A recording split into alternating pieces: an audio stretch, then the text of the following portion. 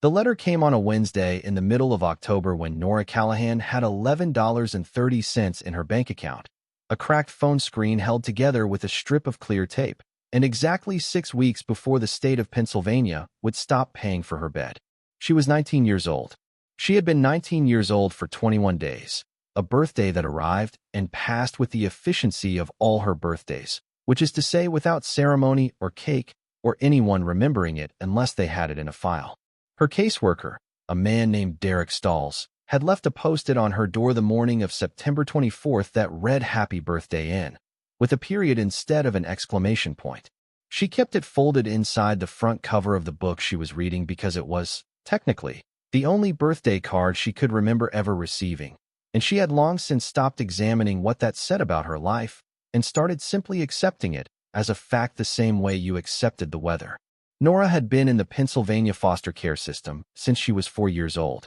15 years. Long enough that she had stopped thinking of it as something that had happened to her and started thinking of it as simply the shape her life had taken, the way some people grew up near oceans and some grew up in mountains. She had lived in 11 different placements. She had learned early to keep what mattered in a single bag she could lift and carry. She had learned the specific internal posture required to eat someone else's cereal at someone else's table and present a face that said she was neither presumptuous nor grateful to the point of exhaustion, a narrow corridor between two kinds of failure that most children her age had never been asked to navigate. She was not bitter about any of it. She had watched bitterness eat through other kids at Bridgewater House the way rust worked through old metal, slow and comprehensive, and she had made a decision somewhere around age 13 that she would not let it do that to her. What she had instead was a careful, practiced attention to what was actually in front of her rather than what should have been there and wasn't.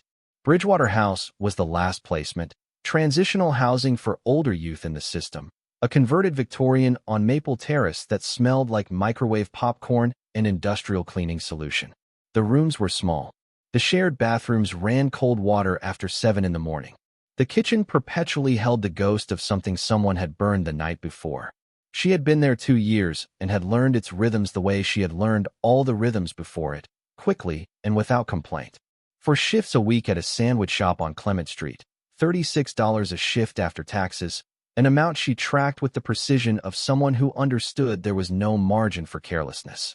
2 courses at Allegheny Community College, both online, both with assignments she completed on time because the alternative was a kind of backward slide she could not afford.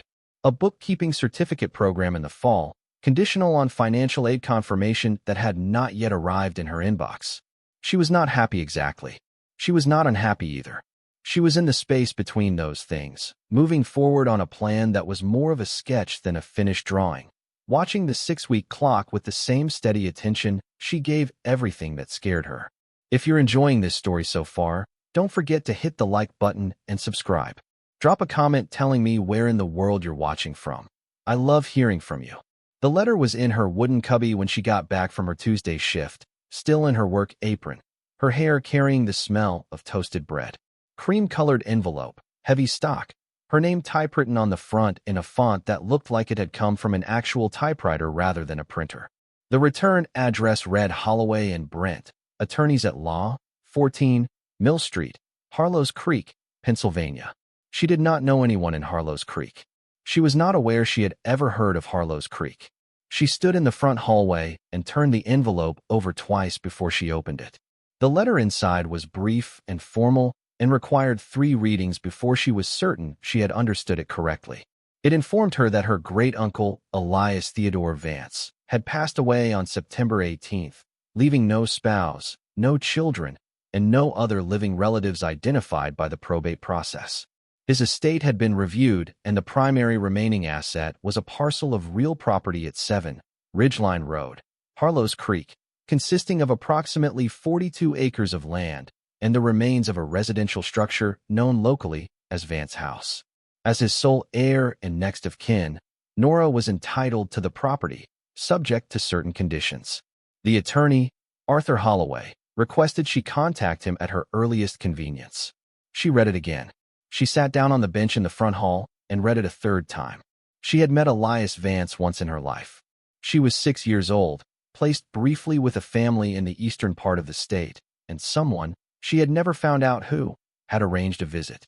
She remembered a tall man, very still, with large hands and white eyebrows that moved when he spoke, and the smell of pipe tobacco and old books. He had given her, without explanation, a hardbound volume of illustrated folk tales from Eastern Europe, the kind of book that belonged in a library or a study. He had looked at her for a long, careful moment and said, "You have your grandmother's eyes," which she had not known how to answer because she had never met her grandmother. He had not hugged her. He had not made promises. He left before dinner, and she did not see or hear from him again. She thought about him perhaps a handful of times across the following 13 years, and each time she did, he was simply there at the edge of her understanding of herself, one of several facts about her origins she had been given without enough context to use. Now he was dead, and he had left her 42 acres of something in a town she had never heard of, and an attorney was waiting for her to call. She went upstairs and sat on the edge of her bed for a long time with the letter in her hands. Looking at the water stain on the ceiling, she had spent 2 years never quite getting used to. The call to Holloway happened the next morning from the fire escape outside her window where the signal was strongest. He answered on the second ring, his voice unhurried and precise, the voice of a man who had delivered complicated news many times and had stopped expecting any of it to land easily. Elias Vance had been a dealer in antiques and estate goods for 40 years, Holloway explained, working primarily from the property in Harlow's Creek and from a small shop in town that had closed 5 years before his death, when his health made continued operation impossible. He had specialized in provenance research for European art and decorative objects, the careful documentation work that established where a piece had been and whether its ownership history was clean. He had published in trade journals. He had consulted for auction houses in Philadelphia and New York. He had been, by every account Holloway was aware of, an authority in his field. He had also been intensely private, with a tendency to refuse questions and a preference for conducting his affairs through correspondence rather than conversation. The property had been in the Vance family for over 100 years, Holloway continued.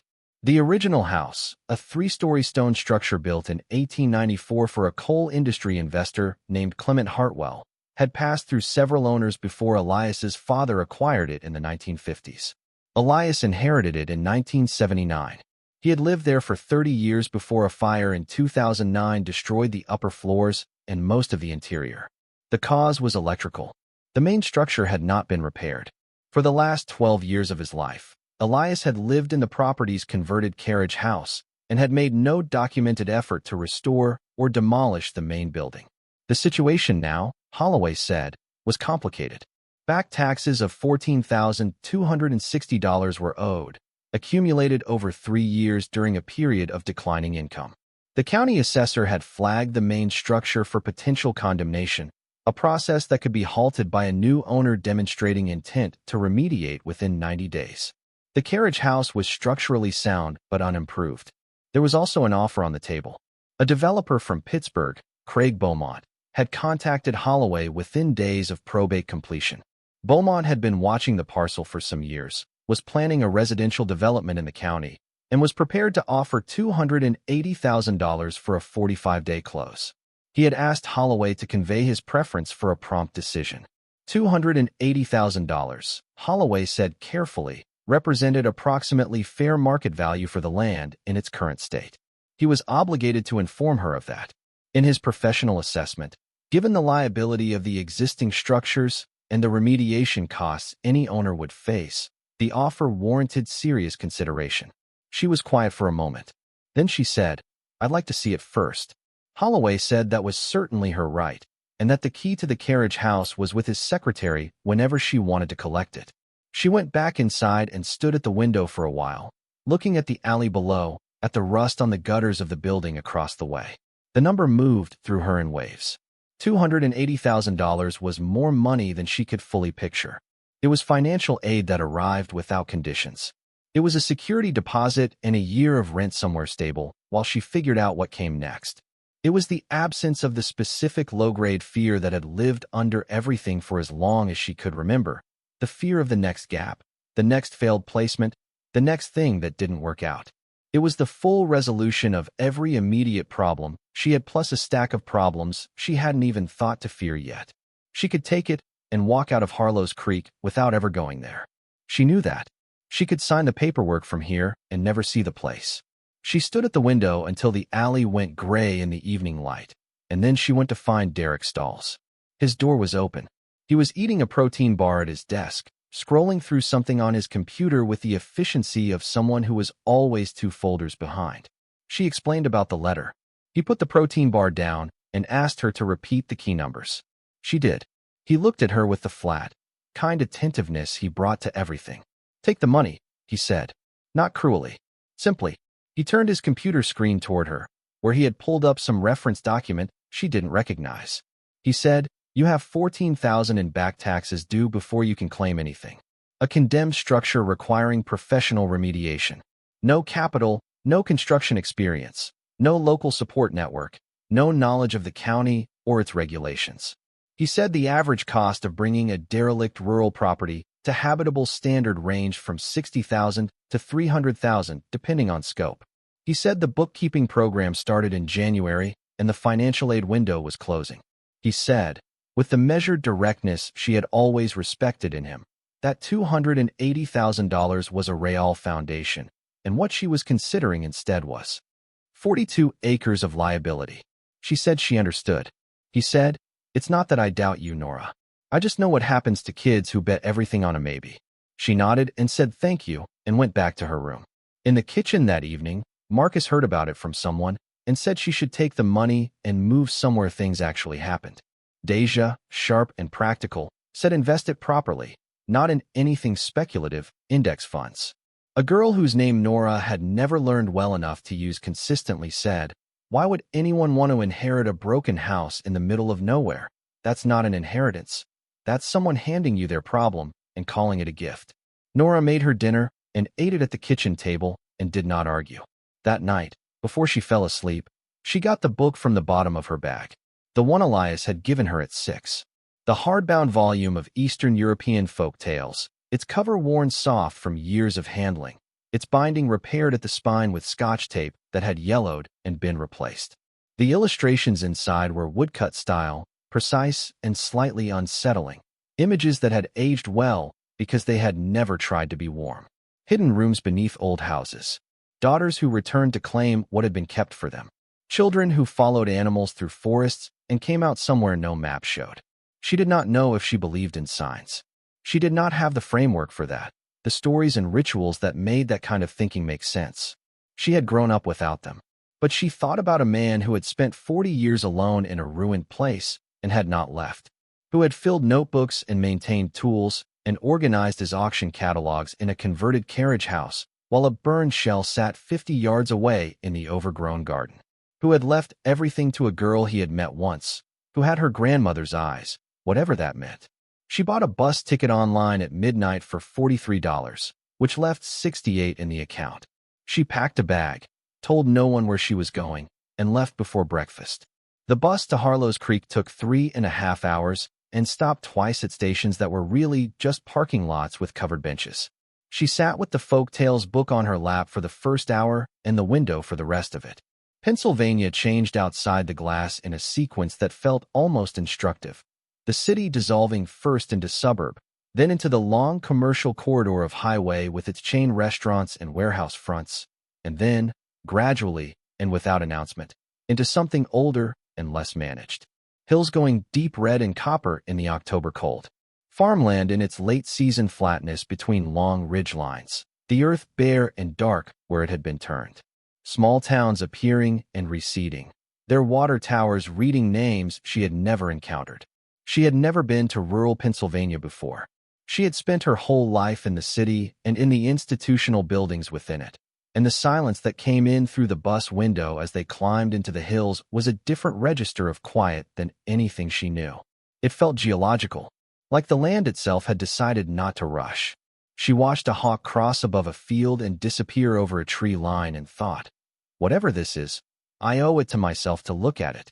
That was all. Not a plan, not a commitment. Just the minimum requirement of someone who did not want to spend years wondering. Harlow's Creek came on slowly. A filling station at the edge of a state route. A lumber yard with half a lot of stacked boards. Then a main street 4 blocks long with brickfront buildings that had been built to endure and were making good on the promise in the most stripped-down sense of the word, which was to say they were still standing. Half the storefronts were dark. The bank on the corner had been converted to a karate studio at some point and then abandoned again, a grand opening banner still visible behind the papered-over windows, its colors faded past legibility. A diner called Arlene's had lights on and the smell of coffee reaching the sidewalk. The hardware store had a hand-lettered sign in the window, "We still have it." She could not tell if it was defiant or desperate, and maybe that was the point. A small park held a war memorial, 2 benches, and a carved wooden bear that had been painted over so many times it had lost most of its detail. No one was sitting on the benches. The street was clean in the way of towns that did not have enough foot traffic to get dirty. Arthur Holloway's office was above a tax preparation service, accessible by a narrow staircase that smelled of old wood and lemon polish.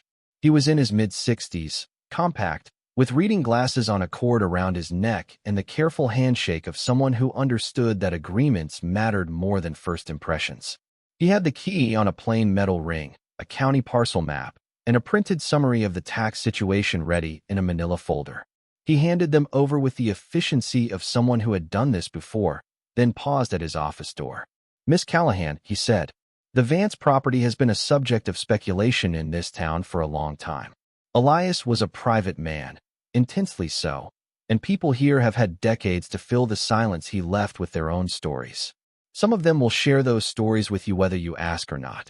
I would encourage you to form your own views before you let theirs settle in." She thanked him and took the folder down the stairs. Outside, a woman sweeping the sidewalk in front of a bakery 2 doors down looked at the folder in Nora's hand and said, without hostility, "Vance property?" Nora said yes. The woman looked at her the way people in small towns looked at strangers, a complete and rapid inventory. "You're not from here." "No." "His granddaughter?" "Great-niece." The phrase still felt strange in her mouth. The woman set her broom against the wall. "There were always stories about that place," she said. "What he kept there. What he was doing all those years in that Carriage house. People here asked him about it for 30 years, and he never answered a single question. Not once." She picked the broom back up. "Whatever you find up there, it's yours.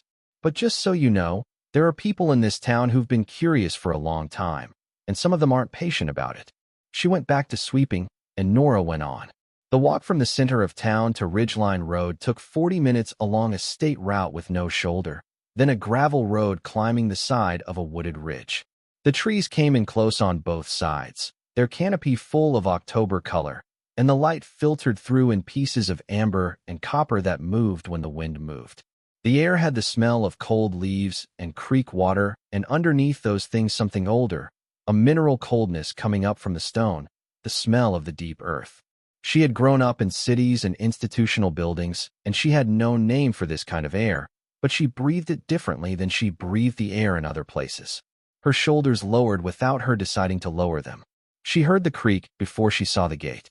A narrow stream along the low side of the road, clear and quick over a slate bed, the sound of it continuous and patient. The gate was set between 2 stone pillars that had been imposing once. Carved capitals still showed through the ivy that had grown over them completely and draped across the iron bars in a curtain of autumn red. One side of the gate had been forced open at some point, the hinges surrendered, and it stood in that open position, fixed and unable to close. Below the ivy on the left pillar was a tarnished brass plate engraved with 2 letters in a Victorian interlocked style, V and H, Vance House. She stood at the gate and looked down the drive. The original gravel had disappeared years ago beneath grass and fallen leaves. The drive was now more of a memory, a slight depression between 2 rows of old oaks whose branches reached toward each other overhead to form something that was almost an arch. The afternoon light came through the branches in long separate pieces, striping the ground, making the whole approach look like something out of the book she had carried for 13 years without quite understanding why she kept it. She went through the gate. The house was at the end of the drive, and she heard it before she saw it. A low intermittent groan of stone and old timber in the wind, a settling, something continuous and weary, the sound of a structure in the long and patient process of returning to the earth. Then the oaks opened, and the whole of it came into view at once. What remained of Vance House was a three-story stone shell, roofless in the upper reaches, its interior gutted by fire and 12 years of weather. The eastern wall had partially collapsed outward onto what had been a formal lawn, and the stones lay scattered in the tall grass, moss-covered, settled deep into the ground, looking less like wreckage and more like something ancient that had been there long before the house itself. The window frames were empty, blackened from the fire, and through them she could see the pale October sky and the far tree line and the bare upper branches of two copper beech trees that had grown enormous inside the ruins. The great chimney at the western end still stood intact and tall, and its solidity made everything around it look more collapsed by contrast. The grounds were extraordinary in their ruin. The bones of a formal garden lay under the overgrowth, its geometry still readable in the low fieldstone borders buried beneath decades of vine. The ghost of a circular drive, a fountain at its center dry and packed with leaves.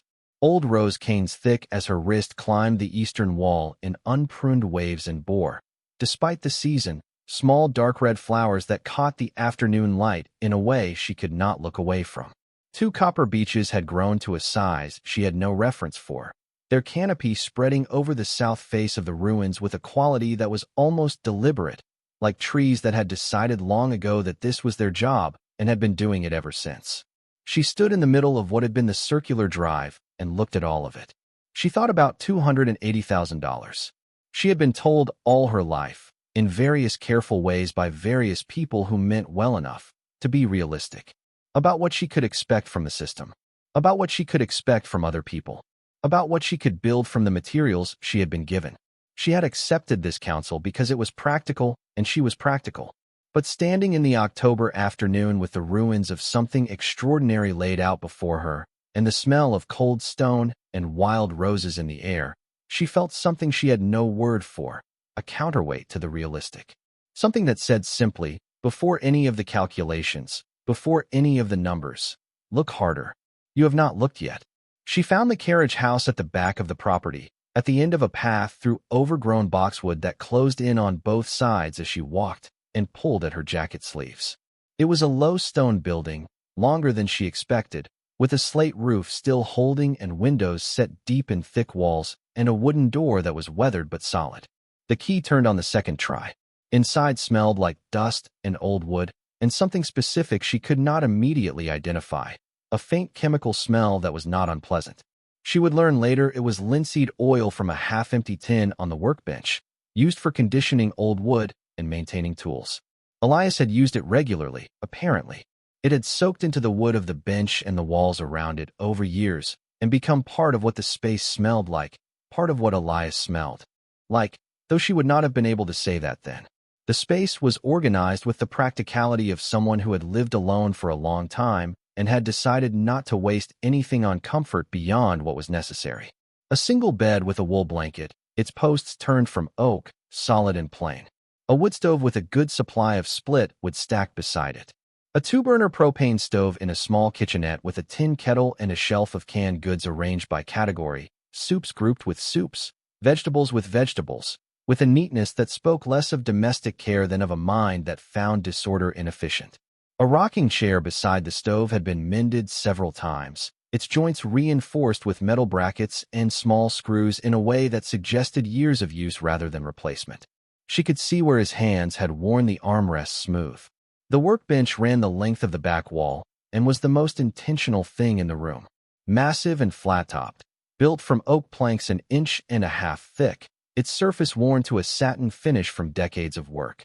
Tools hung above it on pegboards, each outline traced in pencil so that the absence of any tool was immediately visible.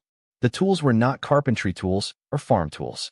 She looked at them for a long time, picking up names she did not yet know, dental picks and palette knives, and small brushes sized for work that required precision measured in millimeters. A UV lamp in a black casing. A heat gun with an assortment of nozzle attachments. A magnifying lens on a flexible arm.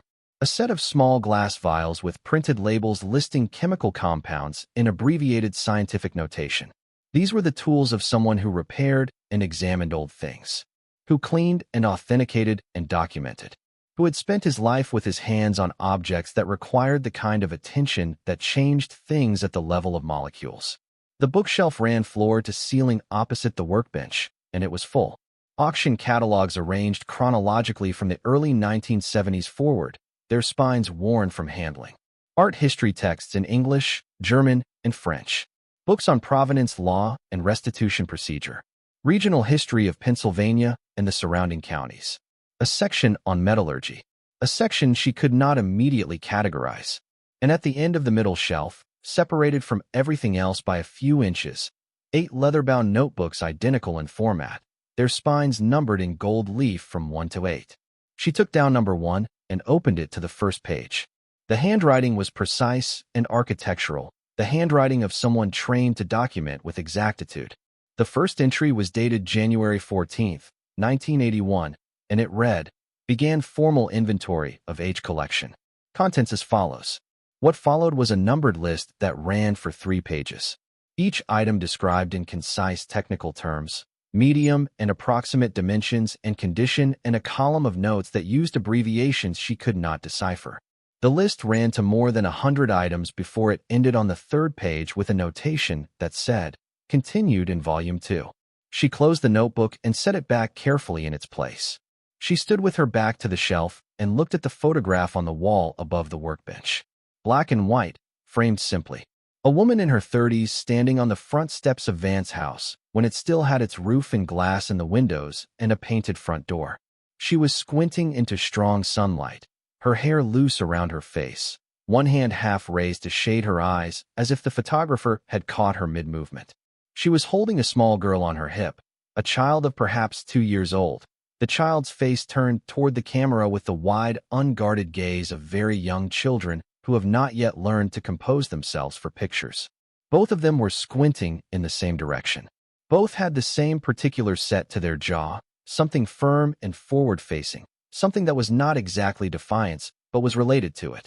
On the back of the frame, in handwriting she did not know, M and Little One, 1978. She looked at it for a long time. She did not know who M was.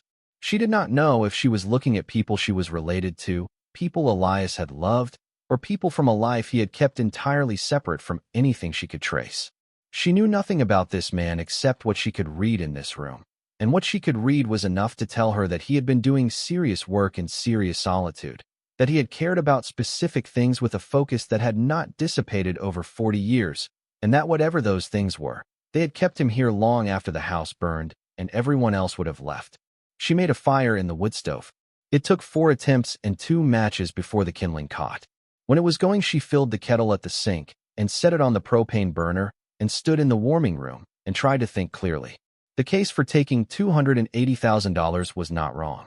She could trace it without effort and without emotional resistance. $14,000 in taxes due immediately, a condemned structure, no capital, no experience, no network, an 18-month window on transitional support. She had been through enough gaps to know what it felt like when the ground went away, and she had no illusions about her ability to survive another one. And yet, she had been given 11 different rooms in her life, and she had learned something in each of them without meaning to, and the thing she had learned in all of them collectively was this. The people who told her to be realistic were not wrong about the facts. They were wrong about what the facts meant. The facts said she had no resources. They did not say she had no capacity. Those were different propositions, and she had spent a long time making sure the first one did not become the second. Before she fell asleep, she took down notebook number 3 from the shelf. It opened to an entry dated March 9, 1993, and she read the first line, and then the second, and then could not stop. The handwriting was the same architectural precision as the first volume, but the tone had shifted into something more personal. Elias was documenting the work of authenticating a particular object, a small oil-on panel, the description of which ran for half a page before he noted the wood species of the support, the ground layer composition under magnification, the precise craquelure pattern in the paint surface.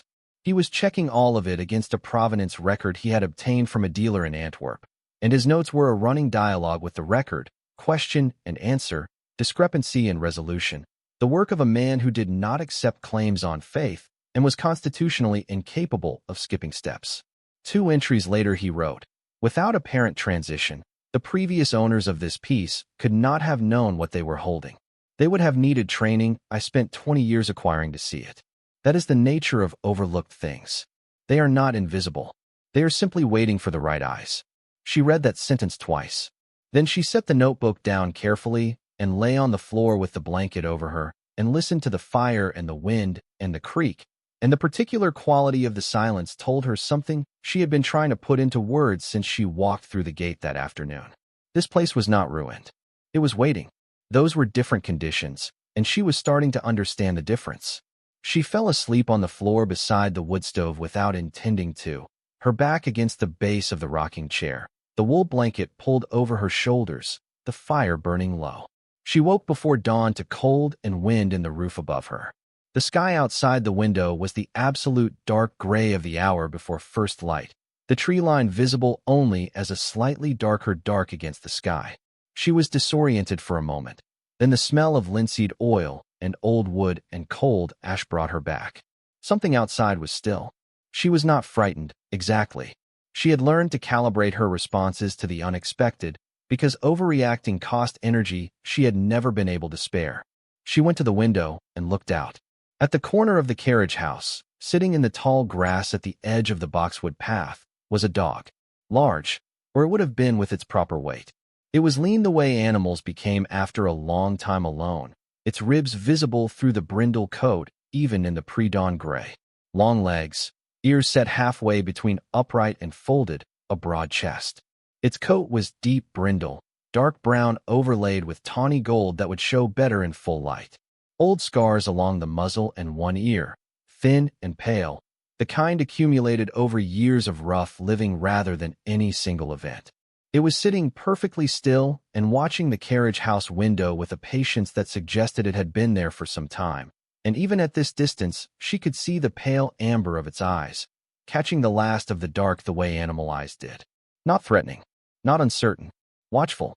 She stood at the window and looked at it. It looked at her. After a minute, it stood without hurry, turned away, and walked toward the ruins, disappearing into the tall grass. She stood at the window until the sky had light enough to read shapes by, and then she dressed, layered everything she had brought, and went outside. The morning was cold enough to see her breath. The air was sharp with frost and the smell of old leaves and the creek running along the base of the ridge. She walked the property slowly, getting the measure of it in the early light, and found it larger and more varied than she had absorbed the evening before. The front section held the ruins and the remnants of the formal garden and the oak drive. The middle section was overgrown meadow, the soil dark and rich where she scuffed it with her boot, the kind of earth that had been cultivated and left and would take cultivation again without complaint. The back section rose through hemlock and oak into older growth on the hillside, the trees there taller and more ancient, and a stream visible through their bases that fed the one running along the road. She came back to the ruins and walked their exterior perimeter, taking the time she had not had the evening before.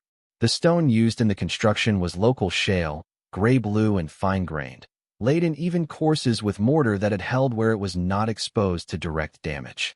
The fire had destroyed everything organic inside the walls, the floors, the joists, the plaster, all of it. But it had not compromised the main structural walls. The building was not crumbling. It was empty. Those were different conditions. She could see that even without any professional knowledge, because she had grown up reading the difference between what things were and what they were represented as. She walked the perimeter twice. The second time she stopped at the collapsed eastern section and crouched to look at the individual stones lying in the grass, each one the size of a suitcase, each one still wearing its original mortar on the edges where it had broken from its neighbor. The shale had a particular quality in the morning light, a slight blueness where it was freshest, a deeper gray-green where it had been weathered by a century of seasons. Beautiful, actually, and she was not someone who used that word casually. It was beautiful in the way that things built to last were beautiful, because they carried time in them, because they had been made by people who expected the work to outlast them and had been right. She thought about Craig Beaumont's plans for this land. 45 houses, probably with neat lots and matching mailboxes, and the kind of landscaping that required a maintenance schedule. She thought about the 42 acres underneath those plans, this particular shale, This particular creek running cold over slate. These copper beaches that had spent decades deciding how they wanted to stand. She thought about what was lost when you covered a thing like this with something generic. She thought about the sealed section of wall she had not yet found. She found an entry point where a window had been set low in the western wall. Its surrounding stone settled into a stable declivity rather than collapsed, and she stepped through it into the interior. Inside, the scale surprised her. The ground floor had been 3 large rooms, their interior partition walls long gone to fire and weather, but the stone footings still visible in the debris showed where they had been. The floor was covered in 12 years of fallen leaves and charred remains of the upper floors and rubble and the patient accumulation of everything the open windows had let in. In the back left corner of what had been a kitchen, she found a cast iron range on its side, half buried, too heavy to move, rusted beyond recognition, but still recognizable. In the center of the main room, the stone newel posts of a staircase still stood at the base of where stairs had been, their treads and risers long since fallen. She stood in the largest room and looked up through the absent floors to the sky, pale and open, and understood something that the exterior had not fully conveyed. This had not been a modest house. Whatever Elias Vance had come from, it had not been nothing. The dog was there when she turned, standing in the entry point she had used, perfectly framed by the stone opening, watching her. In the full morning light, it was more striking than it had appeared in the dark. The brindle coat carried deep gold in the direct light, and the chest was broad and the legs long, and it was watching her with amber eyes that held a quality of attention she had not encountered in an animal before. Not threatening, not deferential, simply focused, with the quality of something that had been waiting and was now being patient about the last part. It did not come toward her. It stood in the opening and looked at her. And then, slowly and deliberately, it turned its head to the right, toward the far end of the room, toward the back wall of the house, toward the section she had not yet reached, where the debris was deepest and the shadow was thickest, where the original back wall stood in its full height still intact. Then it looked at her again. She stood there long enough that the moment moved past coincidence and into something else. The dog was not frightened of her. It was not skittish or uncertain. It was doing what she had seen purposeful things do when they wanted to communicate without language, and she was enough of a person who had needed to pay attention to understand that she was being shown something. She walked toward the back of the room, picking her way through the debris, and the dog came off the threshold and moved alongside her.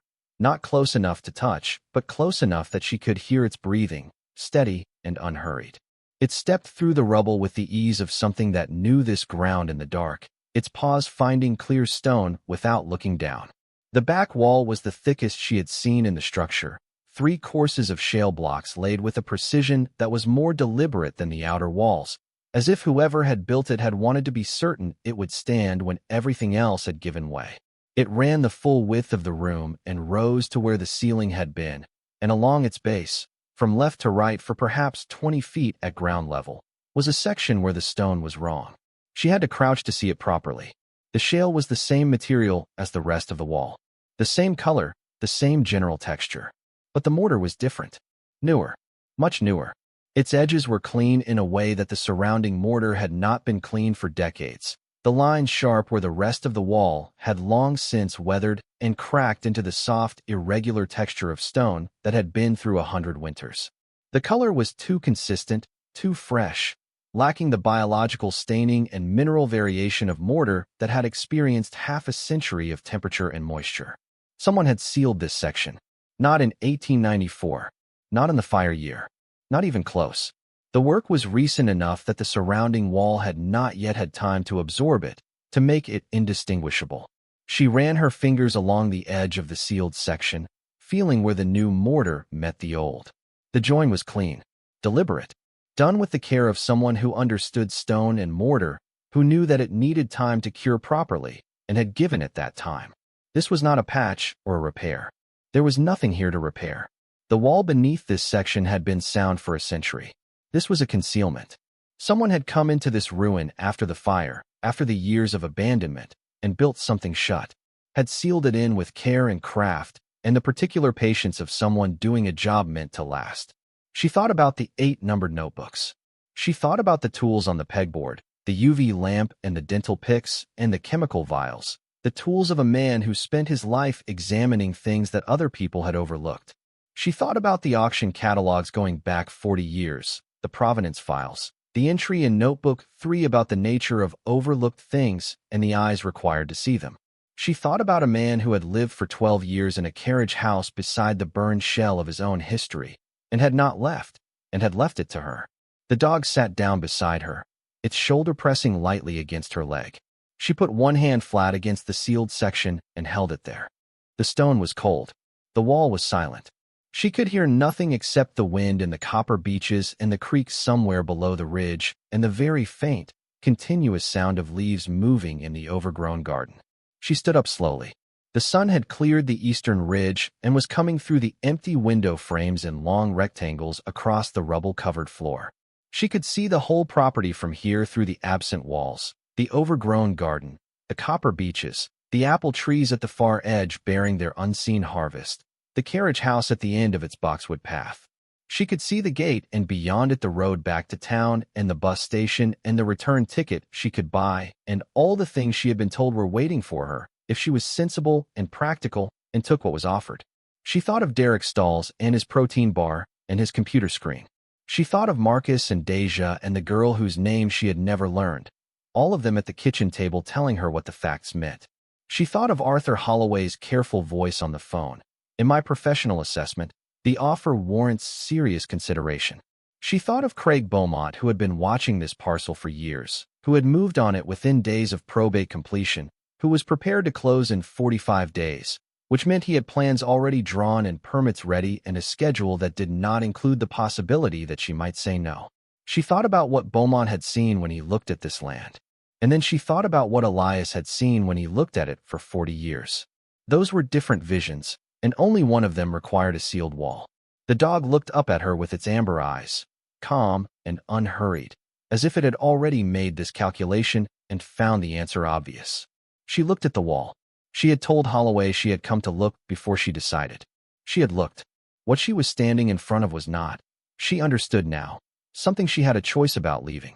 It was a question sealed into stone by someone who had spent 40 years in a ruined place and filled 8 numbered notebooks and left the whole of it, every acre and every tool and every catalog and every secret in every wall, to a girl he had met once, who had her grandmother's eyes. It was the most specific question she had ever been asked, and it had been waiting here with the patience of things that knew they were not going anywhere. She was not going anywhere either. She stood at the sealed wall long enough that the morning light moved all the way across the debris-covered floor and began to climb the opposite wall. The dog did not leave her side. It sat with its shoulder touching her leg and waited in that particular stillness belonging to things that had already made their decision and were simply giving her time to make hers. She ran her fingers along the new mortar one more time, tracing the full width of the sealed section from left to right, measuring by feel. 20 feet, roughly, 2 feet high at the base of the wall. She could see now, in the full morning light, that whoever had done this work had also cleared the debris from the base of the wall before beginning, had wanted clean stone to work against. The rubble that sat in front of the sealed section now was new fallen, light debris from the years since the ceiling, not the heavy charred wreckage of the fire. Someone had been in here after the fire, had worked in this burned-out shell alone and had sealed whatever was behind the back wall of the house, and then left and waited and eventually died in the carriage house 50 yards away. She went back through the entry point in the western wall and walked down the boxwood path without stopping to think, because stopping to think meant returning to the calculations, and she was done with those. She had run the numbers to the end of what was useful. What remained was not arithmetic. Back in the carriage house, she stood at the workbench and looked at the pegboard, at the tools hanging in their traced outlines. She did not know how to break through a mortared stone wall. She did not know masonry or demolition or anything close to it. But she knew how to identify what she needed to learn, and she knew the particular focused patience required to learn something from scratch when there was no one to teach you. She picked up notebook number 1 again and sat in the rocking chair and read it properly this time, front to back, turning pages slowly. The inventory in the first volume was comprehensive and technical, each entry precise and cross-referenced to a system she was only beginning to decode. She did not yet have the full vocabulary to understand it, but she could read the structure, and the structure told her something the content alone could not. This was the work of a man who was not cataloging things for pleasure or professional habit. He was cataloging things for permanence. He was building a record that would outlast him and would be legible to whoever came after, and the care he brought to each entry was the care you brought to something you intended to matter after you were gone. She set Notebook 1 down and picked up Notebook 2.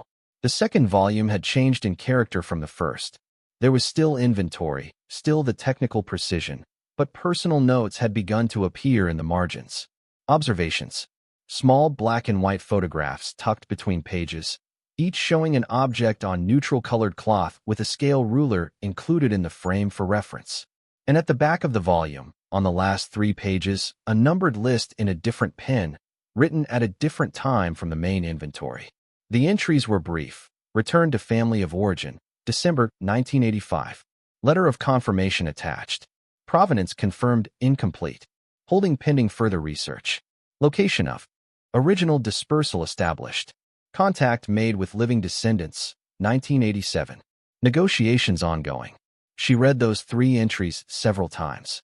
Then she sat in the rocking chair and looked at the October light coming through the carriage house window and understood something about Elias Vance that she had not understood 20 minutes earlier. He had not been merely an antiques dealer. He had been doing something more specific and more dangerous than that. Something that required 40 years of solitary work and 8 numbered notebooks and a sealed room in the back wall of a burned house. She did not yet know the full shape of it, but she could see the outline clearly enough. The tools on the pegboard, the UV lamp and the chemical vials and the provenance texts in 3 languages. The auction catalogs organized by decade. The list at the back of Volume 2, the confirmations, and the ongoing negotiations.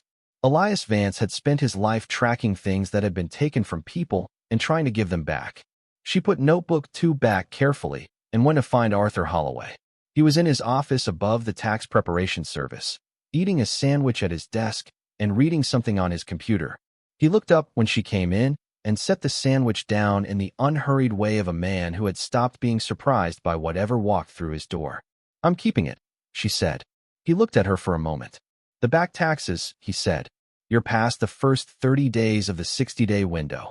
"I know." She sat down in the chair across from his desk. "Is there anything in the estate I haven't been told about? Any account, any asset?" He turned to his computer and was quiet for a moment, reading. "There is a savings account," he said slowly. "I had included it in the estate inventory, but deferred the transfer pending your decision about the property." He turned the screen slightly toward her. $9,422. Elias maintained it at a regional bank. He had kept it at approximately that balance for the last several years, as if he had calibrated it for a specific purpose and kept it topped to that level. She did not let her expression change, but something in her chest settled. $9,422 against a tax debt of $14,260 min, a gap of $4,838. A month and a half of sandwich shop wages, roughly, at full hours. Not impossible. Can the county grant an extension on the condemnation proceedings? Holloway considered this. There is a pathway if the new owner applies for a heritage assessment on the structure. The county assessor's office has provisions for delaying condemnation while a historic designation application is under review.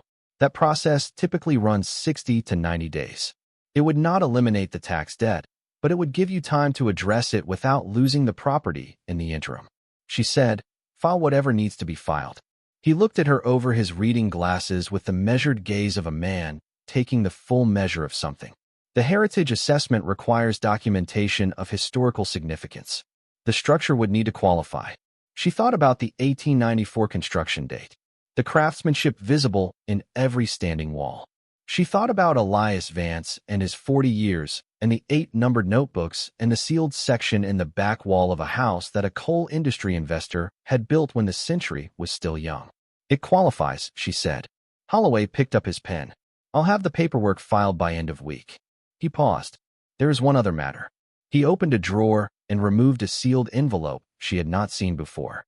"This was delivered to my office by Elias approximately 2 years before his death with instructions to give it to his heir along with the property key. He said it would make more sense once you had seen the property." He placed it on the desk between them. I have not opened it. She picked it up. Her name was written on the front in Elias's handwriting. She recognized it now from the notebooks. She put it in her jacket pocket without opening it. She thanked Holloway and went back downstairs and stood on the sidewalk outside the tax preparation service, breathing the cold air. She had 60 additional days. She had $9,000 in an estate account. She had a law firm on record with the county and a property with a sealed wall she could not yet open and a letter from a dead man in her pocket. She handled the immediate practical matters before she let herself think about any of the rest of it, because that was what you did when things were complicated and the timeline was real. She called the sandwich shop and gave 3 weeks' notice. She called the community college and deferred her courses. She called the financial aid office for the certificate program and explained her circumstances with the precise economy she had learned to use with institutions, and they gave her a 60-day extension on the enrollment decision. Each call took under 5 minutes, and she made them standing on the sidewalk in the October cold, her breath visible, Atlas sitting at her feet and watching the street with his amber eyes. When she was done, she went to the hardware store. Inside it smelled like metal and fresh lumber and the faintly sweet chemical smell of machine oil. A man in his late 60s was behind the counter, heavy-shouldered, reading a newspaper through bifocals.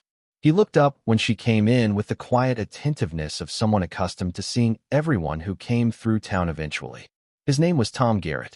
He had run the store since his father retired in 1994. When she told him who she was, he set the newspaper down and extended a hand with a formality that acknowledged something significant had just walked through his door. Elias Vance's great-niece. He nodded. Placing it. Elias bought supplies here for 30 years. Careful man. Never bought more than the job required and always knew exactly what the job required. She asked about masonry tools. A cold chisel. A mason's hammer. She had looked it up on her phone and had a rough sense of what she needed. Tom came out from behind the counter and led her down the relevant aisle without asking her price range or her level of experience. He explained the difference between the tools without condescension, selected 2 chisels, a hammer, and a pry bar, and carried them to the register. The total he named was roughly half what she had expected. When she hesitated, he said, I'll put it on account. Pay me when the work's done. She looked at him. He said, Elias had an account here his whole life. Paid it on the last day of every month, never missed once. He looked at the tools on the counter. I've wondered for 3 years who would come up that drive and what they'd find there. Glad it's family. She thanked him and meant it fully, and he nodded and went back to his newspaper. She was almost at the door when a voice from the back of the store said, You'll want to talk to Walter before you start on those walls. She turned. A man was coming from the storage area, 70s or thereabouts, white-haired, with a careful and deliberate way of moving that suggested someone who had learned to take their time. He set a box down on a shelf and looked at her with the evaluating attention of someone running a calculation they had been waiting to run for a while. Walter Crane, he said. I live 2 roads over. Tom lets me use the workshop out back on Tuesdays. He paused. I was a friend of your great-uncle's. One of the few, if I'm being precise. He took a card from his shirt pocket and held it out. Come to dinner tonight if you want. 6 o'clock. I'll tell you what I know, which is more than most people in this town. She said she would be there. The afternoon she spent in the Carriage house with notebook 3 and then 4, reading in the rocking chair by the window while the light changed and Atlas lay on the floor beside her, his chin on his front paws. What she found in those volumes deepened the picture that had been forming since the previous night. Volume 3 was largely technical, documenting the authentication of specific objects with a precision that she could not fully follow but could recognize as serious scholarship, the kind of work that did not cut corners because corners were where the errors lived. Volume 4 was different in tone, its entries older and more reflective, the handwriting the same, but the voice behind it more personal in ways that accumulated. In Volume 4, mid-1990s, she found a passage that stopped her entirely. Elias was describing a group of objects he had been tracking for 14 years, and he called them for the first time, with a capital letter, the collection. He wrote, The collection, as I am now able to define, it comprises works from at minimum 6 distinct origins, all removed during the same general period, all moved through the same network of intermediaries. The work of full documentation is ongoing, but the central argument is now established beyond reasonable dispute. Then, 2 pages later, without transition, The question of what to do with them when the documentation is complete is not a legal question or a professional question. It is an ethical one. I have been thinking about it for a long time, and I believe I know what it requires. She read those sentences several times. She set notebook 4 down and looked out the window at the copper beaches going gold in the afternoon light. She thought about the sealed wall. She thought about Tom Garrett and his account book and Walter Crane's quiet certainty that she was the person who needed to hear what he knew. She thought about the envelope still in her jacket pocket with her name on it. She did not open it yet. She wanted to hear Walter first. She was still in the rocking chair with notebook 4 when she heard a car on the gravel outside. Not Tom Garrett's old truck and not a vehicle she recognized by sound. She looked out the window and saw a dark sedan she had not seen before, expensive and clean, navigating the overgrown drive with the careful deliberateness of something built for roads that had better manners than this one. Craig Beaumont was in his late 40s and wore the kind of outdoor clothing that was technically appropriate for the country, but had never been used for anything more demanding than a walk from a car to a building. He was built like someone who had been athletic once and maintained enough of it to carry authority. He stopped at the Carriage house door and looked at Nora and at the notebooks on the table and at the tools she had leaned against the wall, and something behind his professionally courteous expression shifted slightly. "Miss Callahan." He said it with the particular warmth of someone who had rehearsed being pleasant to people they were not genuinely pleased to see. "I heard from Holloway's office that you'd come up to look at the property. I thought I'd introduce myself in person." He introduced himself as if she might not know who he was. He talked about the development project, the residential community he was planning for the county, the economic benefit to the area, the jobs and the property tax revenue, and the infrastructure improvements. He had a folder under his arm, and he opened it to show her architectural renderings. Houses that could have been built anywhere in the country, arranged on a site plan that erased the stone walls and the copper beaches and the creek and everything else, and replaced it with something completely generic. She looked at the renderings. He said he understood she might have sentimental reasons to want to hold the property. That was entirely natural, but sentiment was expensive and he wanted to be direct about the numbers. He had revised his offer. He was now prepared to offer $340,000 for a 45-day close, and he was willing to cover the back taxes and the legal costs as part of the transaction, meaning she would walk away with the full amount clear. $340,000. Clear. She looked at the number and felt nothing in particular, which surprised her. A week ago, that number had been capable of rearranging everything she thought she knew about her options. Now it sat in the air between them, and she looked at it the way she had looked at the ruins the first afternoon, with the sense that she was being shown a surface when the thing that mattered was underneath. She said, "The property isn't for sale." Beaumont looked at her with the expression of a man recalibrating. He said, that was a completely understandable first response, that she had only just arrived and the decision was a significant one, and he respected her need to take her time. He said the offer was open for 30 days, and he pressed his card into her hand with the practiced ease of someone who had done this many times, and he said he hoped she would think seriously about her long-term options. She held the card and looked at him. She said, "Mr. Beaumont, you've been trying to buy this property for years. You moved on it within days of Elias Vance dying." She kept her voice level. "You already have plans drawn. You have a schedule that assumes I'll say yes." She paused. "What is it about this specific parcel that makes it worth revising your offer upward by $60,000 the first time you meet me?" Something passed across his face too quickly for her to name it. Then the professional pleasantness reassembled, and he said he simply believed in the project, and he was willing to invest in it accordingly, and he would let her get back to her afternoon, and she should call any time. She watched his car back down the drive and stood in the Carriage house doorway until it was out of sight. Then she looked at the tools against the wall, at the notebooks on the table, at Atlas sitting beside her, watching the driveway with steady amber eyes, as if he too were noting something about what had just left. Before dinner, she carried her tools up to the ruins, not to work, but to look again. She went through the entry point and across the debris to the back wall, and crouched at the sealed section in the late afternoon light. She had started calling the dog Atlas in her head, without consciously deciding to, the name arriving the way names sometimes did, from the inside out, from the particular quality of something you could not describe any other way. She said it aloud once, "Atlas." His ear turned toward her. She said it again. He looked at her with his amber eyes, steady and direct, and she felt something she had not felt in a long time. The particular warmth of being recognized by something that had no obligation to recognize you, and did it anyway. She measured the sealed section with the tape measure from the workbench. 22 feet wide, 28 inches high. She placed her ear against the stone and knocked slowly from left to right, listening. About 8 feet from the left edge the note changed. Less dense. Not hollow exactly, but different in a way that was unmistakable once you were listening for it. Space behind the stone. She stood up and put her tools back in her bag. The sun was dropping toward the ridge and the shadows in the ruin were long, and she had somewhere to be. If you're hooked on this story, make sure to subscribe and turn on notifications so you never miss an upload. Your support means everything and helps me bring you more emotional stories like this one. Walter Crane's kitchen smelled like something long cooked and savory, onions and herbs, the smell of a house inhabited by a careful person for a long time.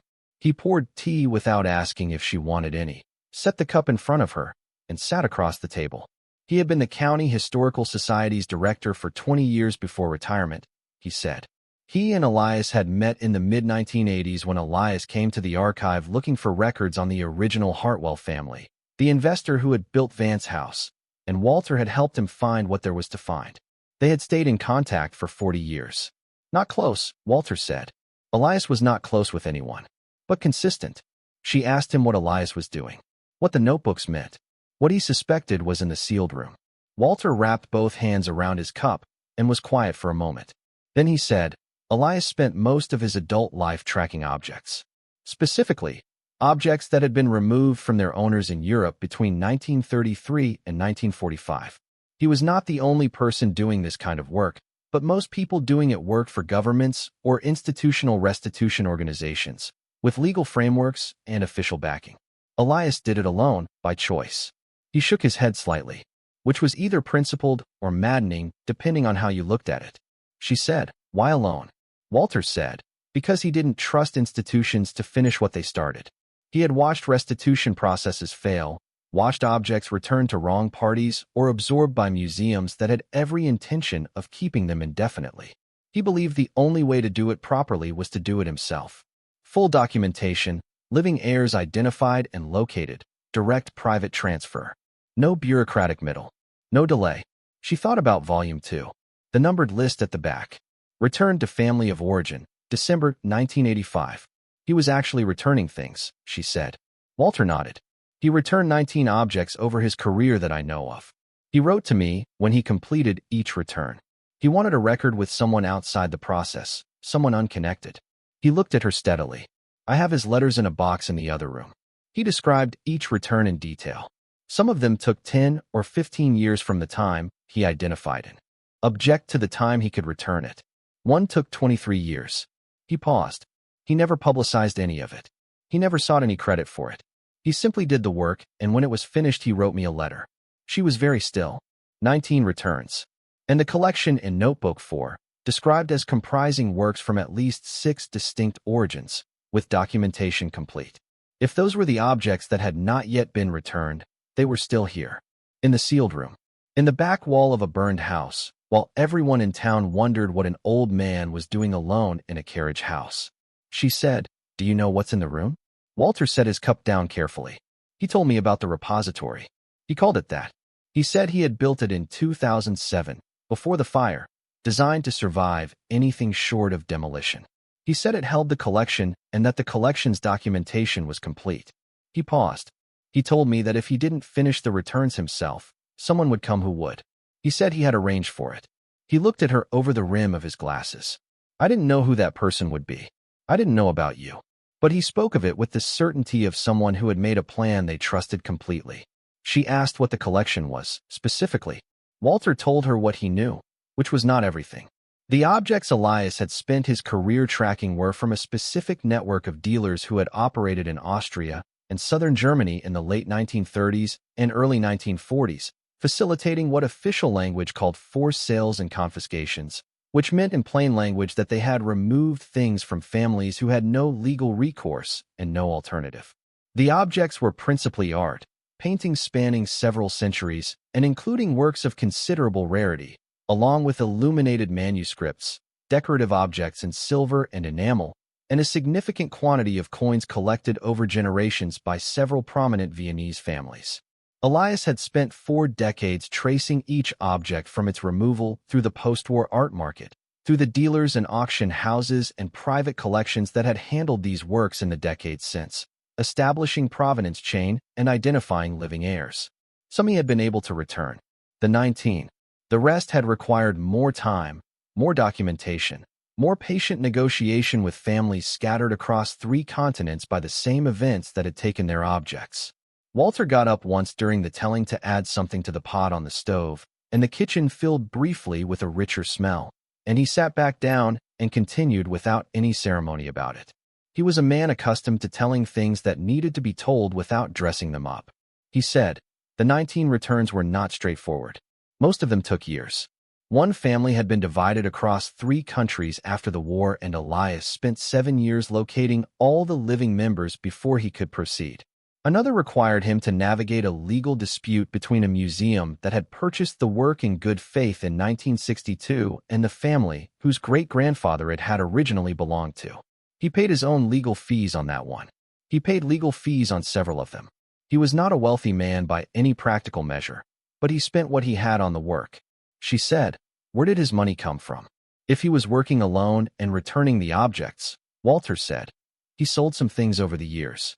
Objects he acquired through his research that had no contested ownership, estate goods, the ordinary material of an antique dealer's practice.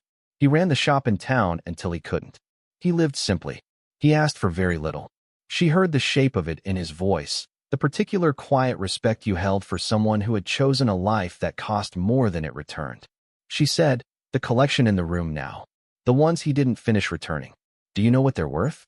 Walter looked at her steadily. He told me once that assigning a market value to these objects was a category error, that their value was what they represented to the families they came from. He paused. But I have some knowledge of the field, and based on what he described to me over the years, what remains in that room is extraordinary. There are works there that the art world believes were lost during the war and have been mourned as losses to human culture for 80 years.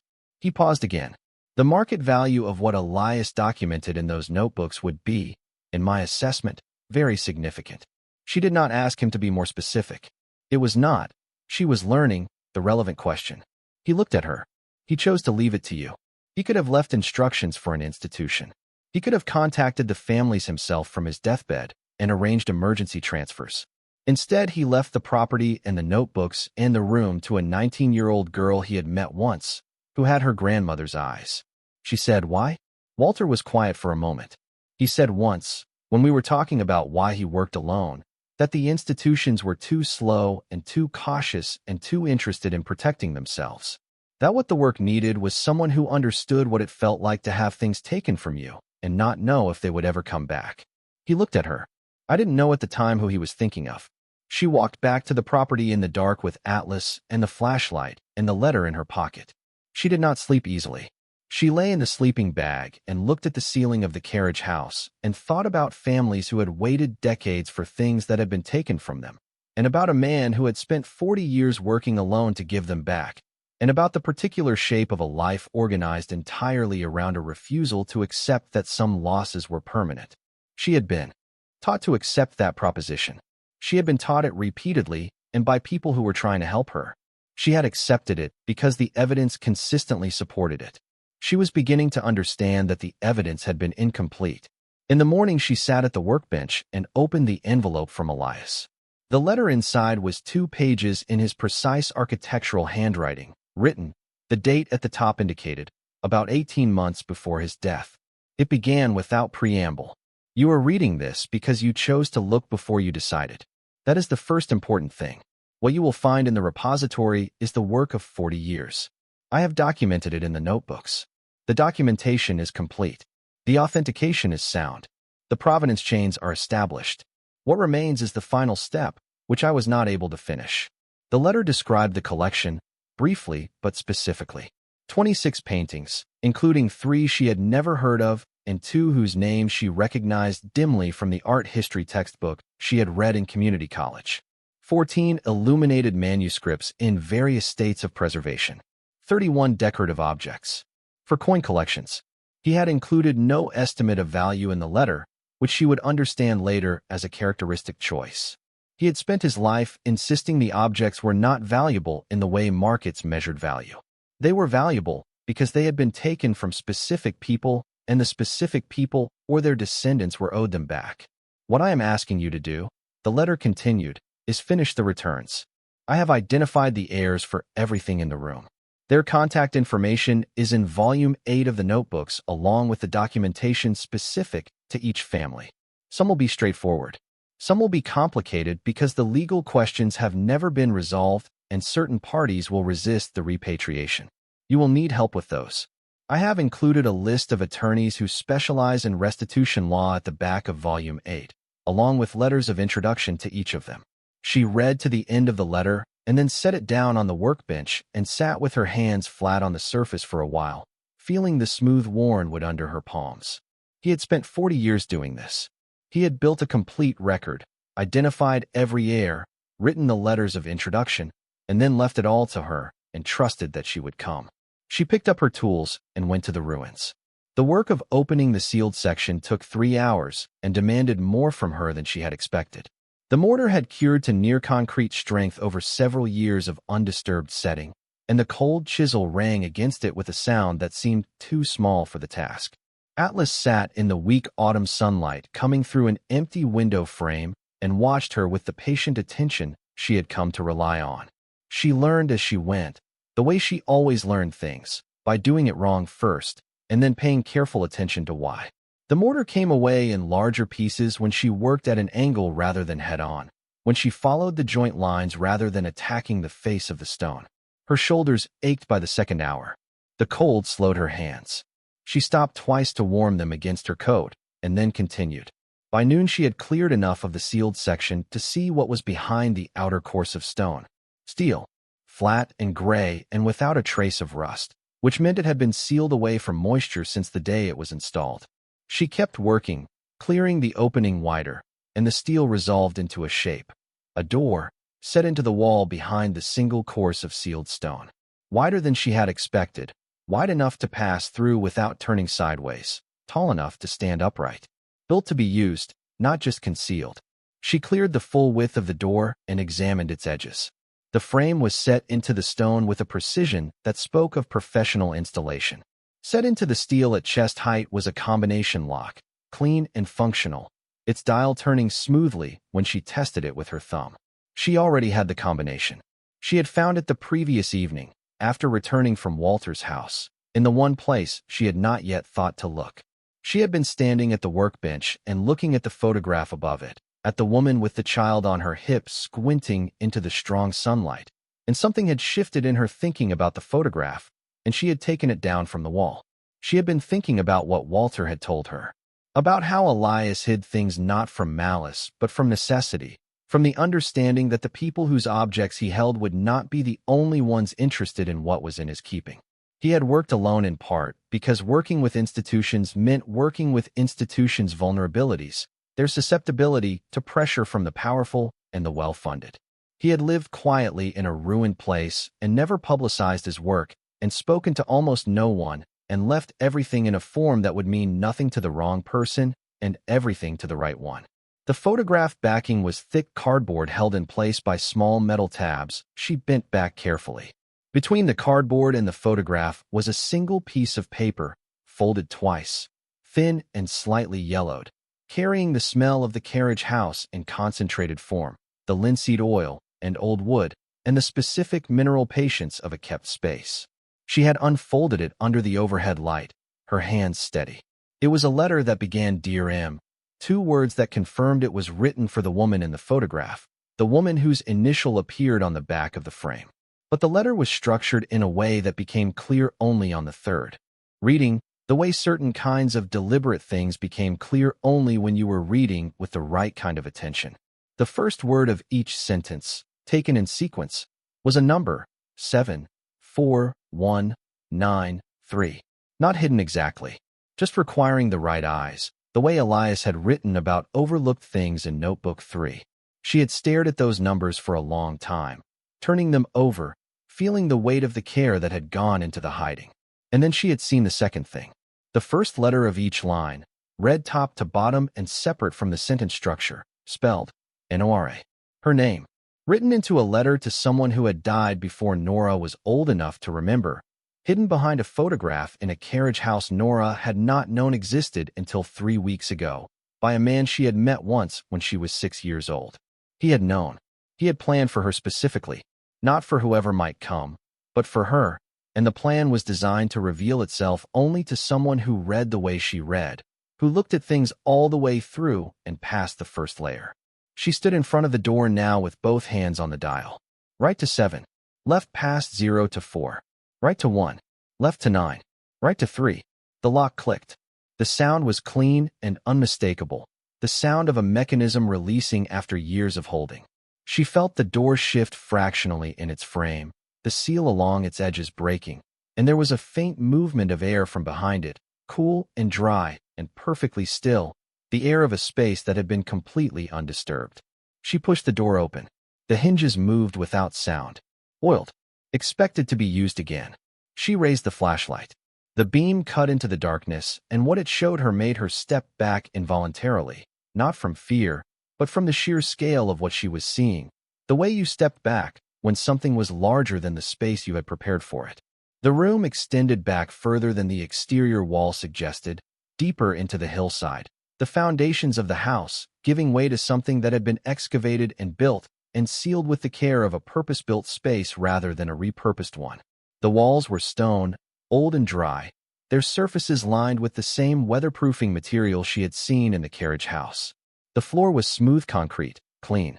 The air was cold and perfectly still, the temperature of deep earth in October, and it carried a smell she had no single word for, something old and specific that she would later learn to identify as the particular combination of canvas and aged varnish and old wood that lived in the spaces where serious art was kept. Along the left wall, wooden crates were stacked in rows that ran the full length of the room. Custom-built from timber with metal corner brackets, each one labeled in Elias's handwriting in small, neat letters. She tried to count them and lost track. 40, possibly 50. Some were large, the size of a dining table on its side. Some were small, the size of a briefcase. Each one had a number that corresponded, she understood immediately, to the inventory system in the notebooks.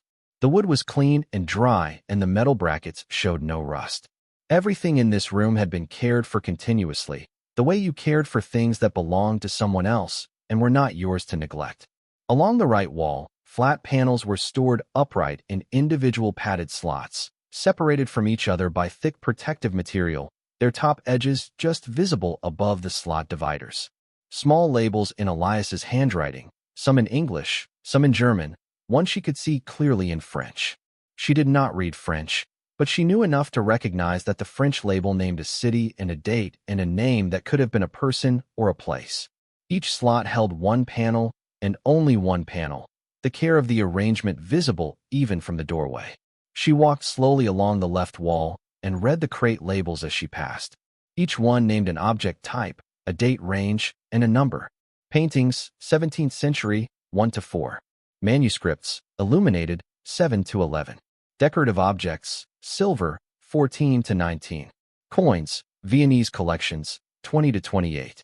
The labels were calm and informational. The labels of a man who had looked at these objects every time he entered this room and had never allowed himself to relate to them as possessions, never let the fact of their presence in his care become confused with ownership.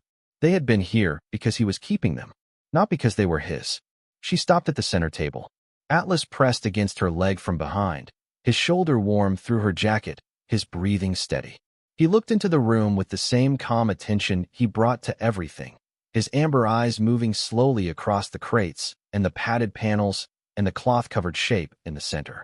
She had been told all her life to be realistic about what could not be recovered. She had built 19 years of discipline and patience and forward motion on the foundation of that lesson. She did not regret it. It had kept her going. But standing in the doorway of this room, looking at the accumulated work of a man who had refused that lesson every day for 40 years, she understood something she had not had the context to understand before. Being realistic about what could not be recovered was useful if the question was truly closed. But Elias Vance had spent his life asking whether the question was actually closed, and the answer, 40 years of painstaking answer, was in this room. She crossed the threshold and went in. The air closed around her, cool and still, the undisturbed air of a kept thing, and she walked to the center table and stood before the cloth-covered shape and looked at the envelope beside it with her name on it. Then she lifted the corner of the linen cloth. What was underneath made her breath leave her entirely. It was a painting. Small, maybe 12 inches by 15, oil on a dark wooden panel, the paint. Surface crackled with age in the particular way of old things that had been kept carefully and not harshly. The image was of a woman at a window, looking out at something the viewer could not see. The light in the painting came from the right, and it fell across the woman's face and hands with a specificity and warmth that she had never seen in a reproduction but recognized instinctively as belonging to a particular tradition, a particular way of rendering light that was not decoration but was the actual subject of the work. In the lower right corner, almost invisible in the craquelure, was a signature in dark paint. She bent closer with the flashlight. The signature was 2 words. She read them twice. Then she straightened and stood very still for a long time in the cold, dry, perfectly preserved air of Elias Vance's sealed room, with Atlas sitting at her feet and 40 years of careful work surrounding her in every direction. The painting at the center of the table was not, she was beginning to understand, the most valuable thing in the room. It was, in the way of things Elias had done deliberately and with full knowledge of what he was choosing, the first thing he had placed here and the last thing he had expected her to see when she came in. A welcoming object. A demonstration. The crates along the left wall were closed. The panels along the right wall were turned away from her.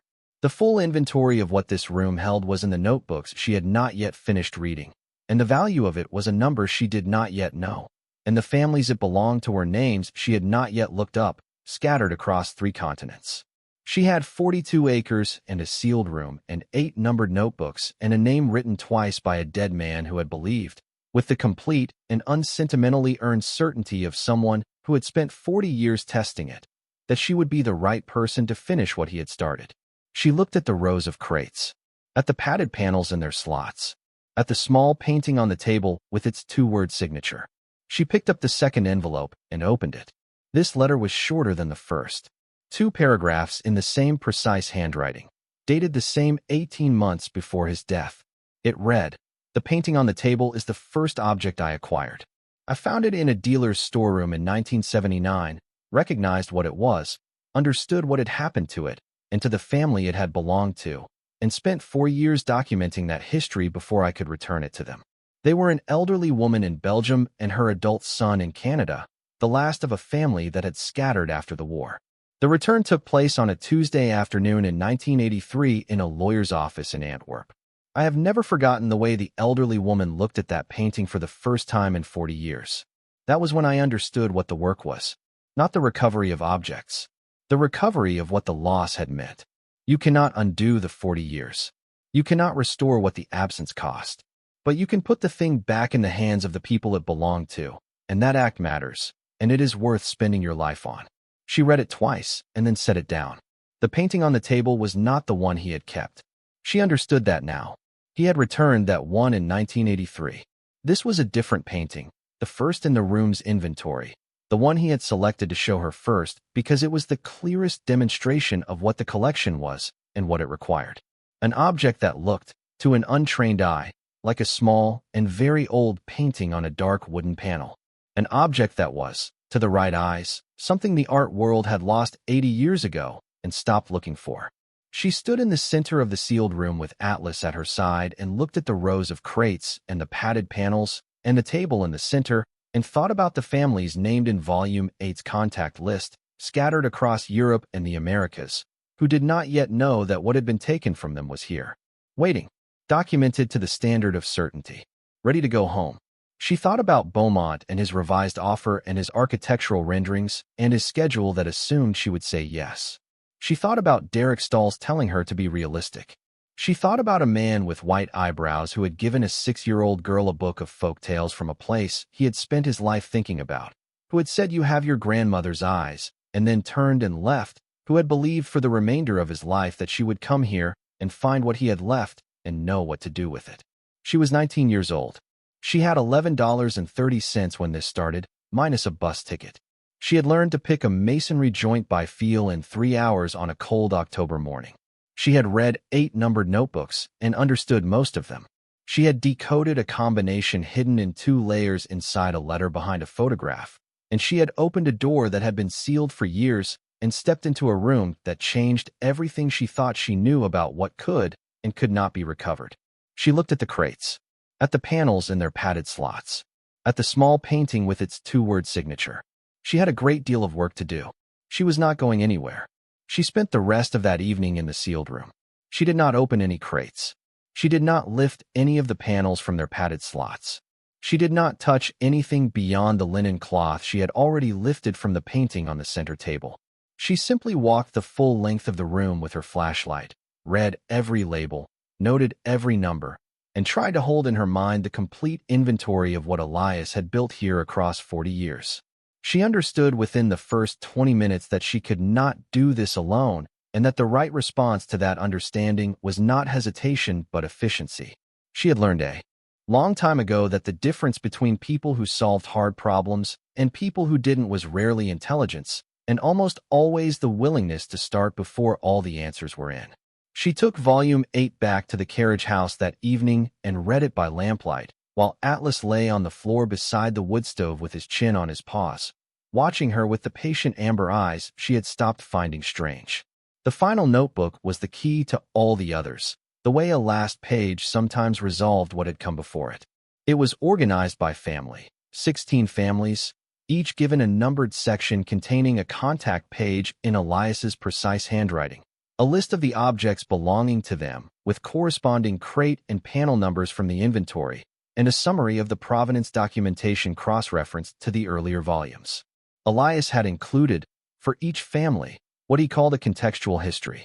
Not the legal history of the object's removal, which was in the earlier notebooks, but the human history. Who had owned these things before? What the objects had meant in the daily life of the family? What was known about how the loss had been carried? She read all 16 contextual histories before she let herself sleep. One family in Vienna, a grandmother and her daughter's family, had owned a set of decorative objects acquired over 3 generations, each one associated in the family's memory with specific occasions. A box given at a wedding. A pair of candle holders carried from one apartment to the next as the family moved through the city over decades. A set of enameled miniatures commissioned to mark the birth of each child in a particular generation. Elias had documented the family's memory of these objects from interviews he had conducted in 1994 with the last surviving member of the generation that had known them, a woman then in her late 80s, now long dead. Her account of each piece was recorded in his notes with the same care he brought to technical description, as if her memory were a primary source, which, he had clearly believed, it was. A family in Berlin, now scattered across 4 countries, had lost a collection of paintings assembled by a grandfather who had spent 30 years buying carefully and deliberately.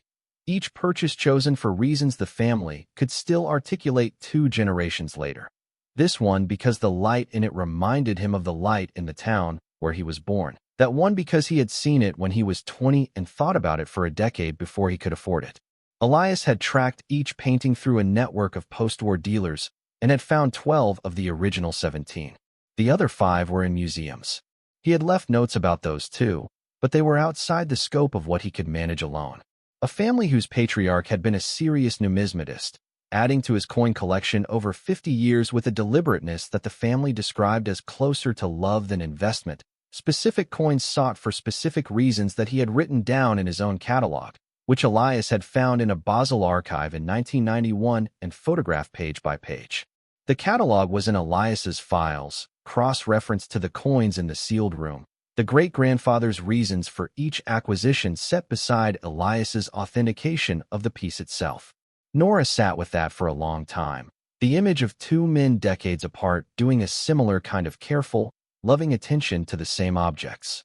She read all 16 histories and understood what Elias had meant when he said the question of what to do with the collection was an ethical one. These were not simply valuable objects.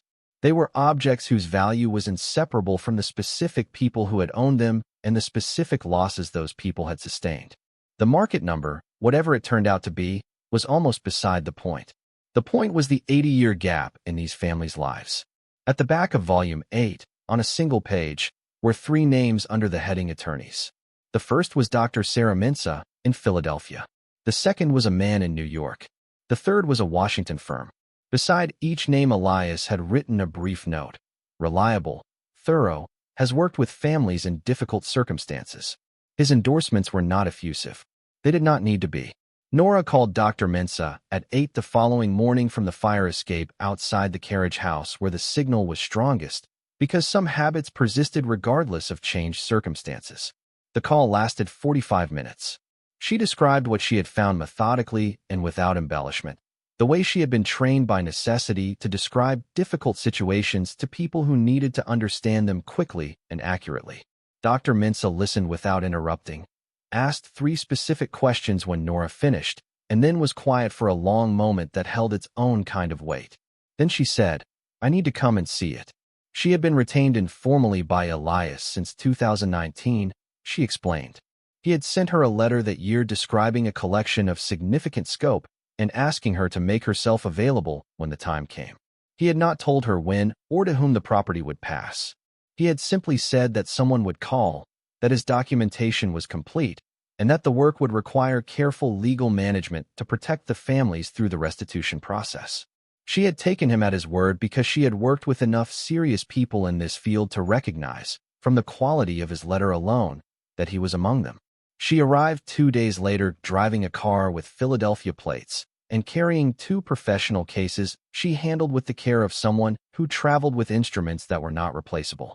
She was in her early 50s, compact and deliberate in her movements, with reading glasses on a cord she put on and took off as the situation required. She had the particular quality of controlled stillness that belonged to people who had spent decades in rooms where the stakes were very high and the consequences of carelessness were permanent. She shook Nora's hand at the Carriage house door and looked at Atlas, who looked back at her with his characteristic amber steadiness. She said, "I see you have a guardian." Nora said, "He came with the property." They went to the sealed room together, and Sarah Mensah walked it for 2 hours without saying much.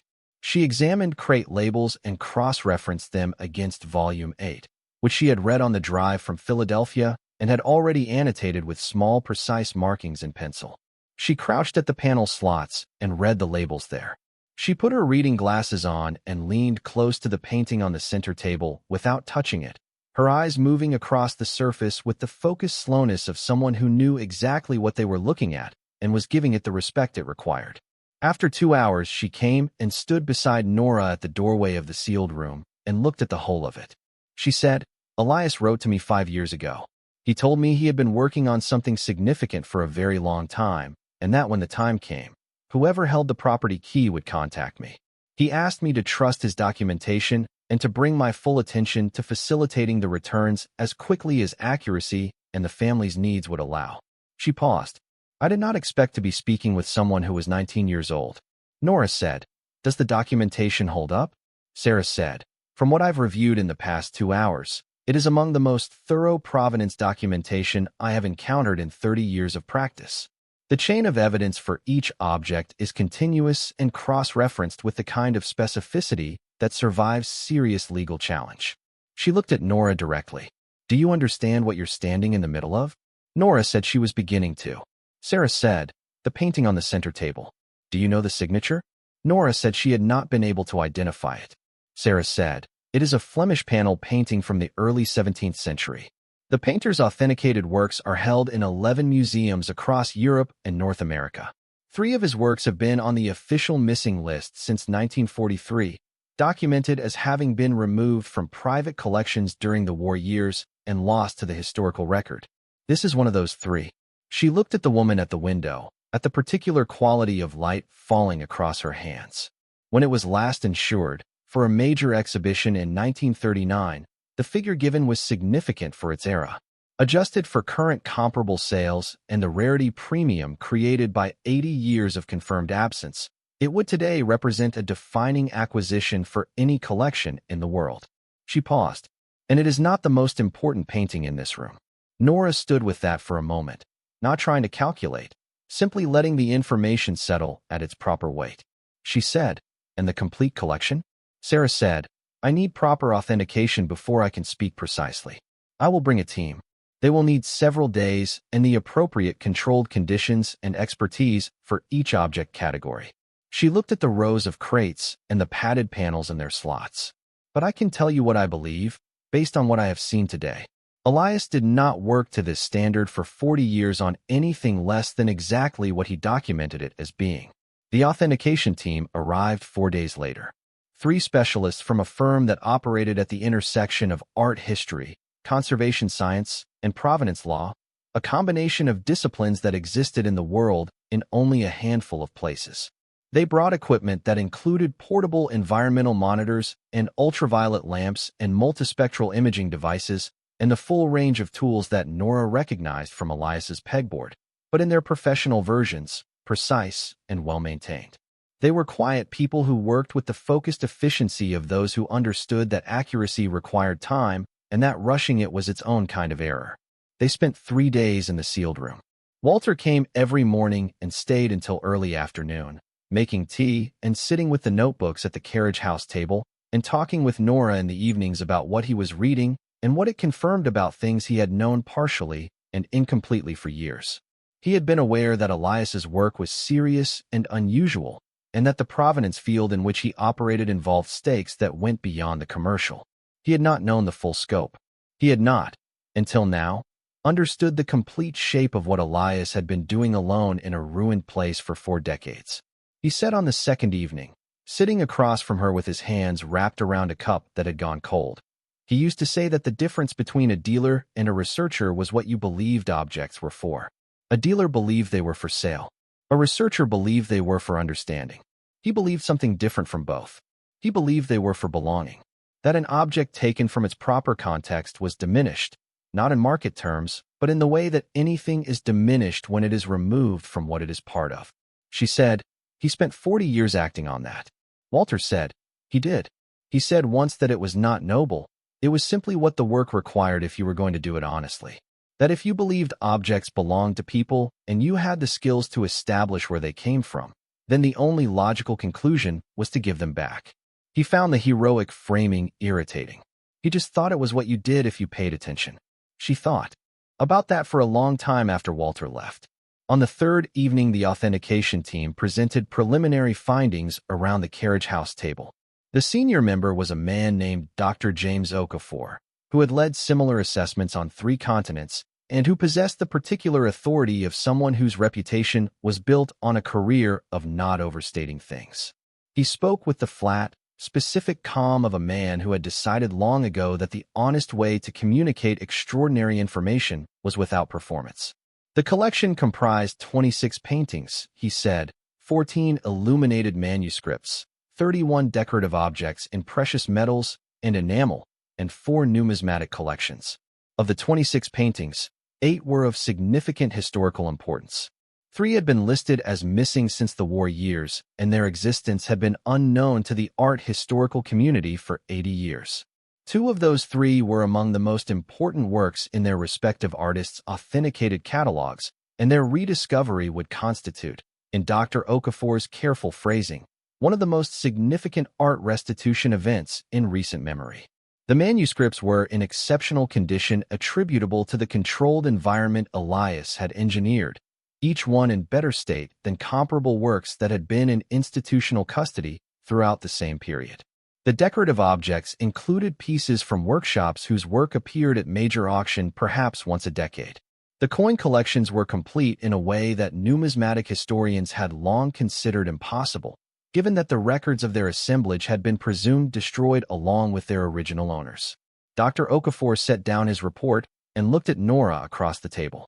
He said, "The aggregate insured value of this collection, based on current comparable sales and the rarity premium applicable to the 3 rediscovered paintings and to several of the manuscripts, is in the range of $390 to $400 million. He said it with the same flatness he brought to everything else, because it was the only honest way to say it. $390 to $400 million. The carriage house was quiet enough that she could hear the creak below the ridge and the wood stove ticking against the cold. She let the number find its place. 395 million, roughly the midpoint. She turned it over in her mind and understood, as she had begun to understand before the first linen cloth was lifted, that it was the wrong number to look at. It was a real number and a staggering one, and it described a genuine fact about what Elias had assembled here across 40 years of solitary work. But it described the objects in terms that were accurate and insufficient simultaneously, the way a photograph was accurate and insufficient compared to the person in it. The number said what these things were worth in a market. It did not say what they were, which was objects that had sat on specific shelves in specific rooms in specific families across 3 generations and had been carried in memory for 80 years by people who knew their names precisely and grieved their absence with the specific grief of things that have names and can therefore be missed. $280,000 felt like a long time ago. She said, "The value belongs to the families." Dr. Okafor said, "That is legally and ethically correct. Your role, and Ms. Mintz's role, is to facilitate the transfers. The property, including the land and the structures, belongs to you as Elias's heir and is entirely separate from the room's contents." Sarah, across the table, was looking at her with an expression that she had begun to recognize on the faces of people who had expected one version of this meeting and found another. The expression of careful recalibration. She said, "Then that is where we start." Sarah had been drafting the letters during the authentication days, working from volume 8 each evening. 16 letters, each one specific to the family it addressed, each one attaching the relevant section of Elias's documentation and requesting a conversation at the family's convenience. They went out over the following week, sent from Sarah's firm on official letterhead, carrying the weight of a law office behind them and 40 years' worth of meticulous evidence attached. The first response came on the 4th day. A woman in Vienna, 73 years old, whose grandmother had been among the families documented in Volume 8. She called Sarah's direct line rather than replying by letter, and Sarah put the call on speaker at Nora's request, and the 3 of them talked for an hour. The woman in Vienna speaking careful, formal English that had the quality of something learned in childhood and maintained across decades of use. She had not known the objects still existed. She had grown up knowing their names from her mother's descriptions, the way you knew the names of things that had been taken before you were old enough to hold them, precisely and with a specific kind of grief that had nowhere to go because the things themselves were gone. She had filed a formal restitution claim in 2001 with an organization based in Vienna, and the claim had remained unresolved for 23 years because the objects were untraceable. She had hired researchers twice. She had attended conferences. She had submitted her family's documentation to every relevant database. She had, in her own words, never stopped looking, but she had stopped expecting to find. When Sarah explained that the documentation was complete, that the objects had been verified and were in good condition, that a man named Elias Vance had been tracking and keeping them in Pennsylvania for close to 40 years, the woman in Vienna was quiet for a long time. Then she said, in German that Sarah translated in a careful low voice, "He worked all this time. Someone worked all this time, and I did not know." Nora said, "He never stopped." The woman said, "Tell me his name again. I want to say it properly." Nora said, "Elias Theodore Vance." The woman said, "I will remember it for the rest of my life." 6 other families responded within the week. From Germany, from Israel, from Argentina, from the United Kingdom, from New York City, from a small town in Ohio that had been the destination of a family that had left Vienna in 1946 with almost nothing and rebuilt a life that their grandchildren now occupied, who had grown up hearing about a coin collection assembled by a great-grandfather they had never met, who had assumed the collection was as lost as the man himself. Each call was different, and each call was the same in the way that the deepest things were the same, which was that none of these families had expected to be having this conversation, and the moment it began, the whole weight of 80 years of not having it arrived simultaneously. The second call that Nora sat in on was with a man in Tel Aviv, 60 years old, who had inherited from his own father a file of documentation about objects that had been in his grandmother's family in Vienna and had been removed in 1938. He had maintained the file the way you maintain things you did not expect to use, but could not bring yourself to discard. He was a quiet man who spoke English carefully and listened more than he spoke, and when Sarah finished the summary, he was quiet for a long time. Then he said, My father never spoke about this to strangers. He told me once, near the end of his life, that the paintings had been the proof that the family had once been people who had time and resources and aesthetic judgment, all the things that the years afterward had not allowed. He said losing them was losing the evidence that the family had once been more than survivors. He looked for them for 30 years and never found them. Sarah said, "They are here. They are in good condition. The documentation your father filed in 1965 with the Austrian restitution authorities is in the provenance file. Elias found it in 1988 and used it as the foundation of the authentication." The man in Tel Aviv said, "He found my father's file." Sarah said, "He found it, and he kept it, and he built on it. Every piece of documentation your father ever submitted is in this record." The man said, "My father would have wanted to know that someone found it, that someone took it seriously." Nora said, before she had decided to speak, "He took it as seriously as anything in his life. He spent 7 years on your family's section of the documentation alone." The man was quiet again for a moment. Then he said, "Tell me his name." Nora told him. He repeated it, once, the way you repeated something you intended to carry. Nora sat in on every call. She did not speak on most of them. She listened. Beaumont came back on a Tuesday morning 3 weeks after the authentication team had packed their equipment and left. Word had moved through Harlow's Creek in the way word moved through small towns that had been waiting a long time for something significant to happen, which was fully and quickly, and with the particular intensity of places that had not had much to talk about and suddenly had a great deal. Tom Garrett had told 3 customers. Walter had been incapable of complete discretion about something this significant. The reporter from the county paper had been making inquiries. Beaumont came to the Carriage house door this time rather than waiting in the drive, and his face had the look of a man who had heard enough to be alarmed and not enough to understand exactly what he was facing. He said, "I've heard things." She said, "I imagine you have." He said that given the nature of what appeared to be in the room, given the legal complexity of the restitution process and the public attention and the scrutiny that would follow a story of this kind, he was in a position to offer terms that would relieve her of all of it. He would handle the complications. She would have a clean exit and the financial security to build something straightforward. She let him finish. Then she said, "Mr. Beaumont, you offered me $280,000 the first time we met. You told me my decision was sentimental and impractical. You told me twice that what I was taking on was more than I could manage." She paused. "You've been interested in this parcel for years. You moved on it within days of Elias dying, which means you had been watching it and waiting." She kept her voice level. "You knew there was a reason he would not sell. You were counting on the reason dying with him and the property coming to someone who would take the first offer." He said nothing. She said, "The property is not for sale. It will not be for sale. If your interest in this land was connected to anything you suspected was in the sealed room, I would encourage you to speak with your attorneys about what that interest represents, because Ms. Mintz's firm has already been in contact with a federal art restitution task force, and the full documentation is in their hands." She had not planned to say the last part, but it was true, and it landed the way true things landed when they were also useful. Beaumont left without the professional courtesy he had maintained through 2 previous visits. His car took the drive too fast, and the gravel said so. Walter came out from the Carriage house where he had been working and stood beside her in the cold November air. He said, "Maggie would have liked you." She looked at him. He said, "Your grandmother, Margaret Vance, before she married. Elias's younger sister. She looked at him the same way you do, straight at things instead of around them." She said, "What happened to her?" He said, "She died when your mother was 8 years old. Your mother grew up with relatives, then without them. She struggled for a long time. By the time Elias became aware of your existence, you were in the system and he was in his 70s and the state considered him too unconventional in his living circumstances to be considered as a placement. He wrote letters to the relevant agencies for 3 years.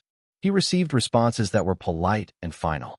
He told me once that he had failed your mother by not being present when it mattered, and he was not going to fail you the same way." He paused. "The only thing he could do for you by then was what he had been doing all his life, which was build something that would last and leave it where you would find it." She stood in the cold light and looked at the ruins of Vance House, the copper beaches, the chimney that had outlasted everything else, the wild rose canes along the eastern wall, and held what Walter had told her. The grandmother whose eyes she had. according to a man she had met once at 6 years old. The woman in the photograph with the little one. The letter beginning Dear M, the letter that had her name encoded in it before she arrived. The folk tales book from Eastern Europe, given to a 6-year-old without explanation, carried for 13 years in the bottom of a bag through 11 different placements. She had thought she kept it because it was the only thing she had been given that was not functional, not clothing or a food voucher or a pamphlet about homeless shelters. She had thought she kept it because giving it away would have meant admitting there was nothing to it. There was everything to it. The daughters who returned to claim what had been kept for them. The children who followed animals through forests.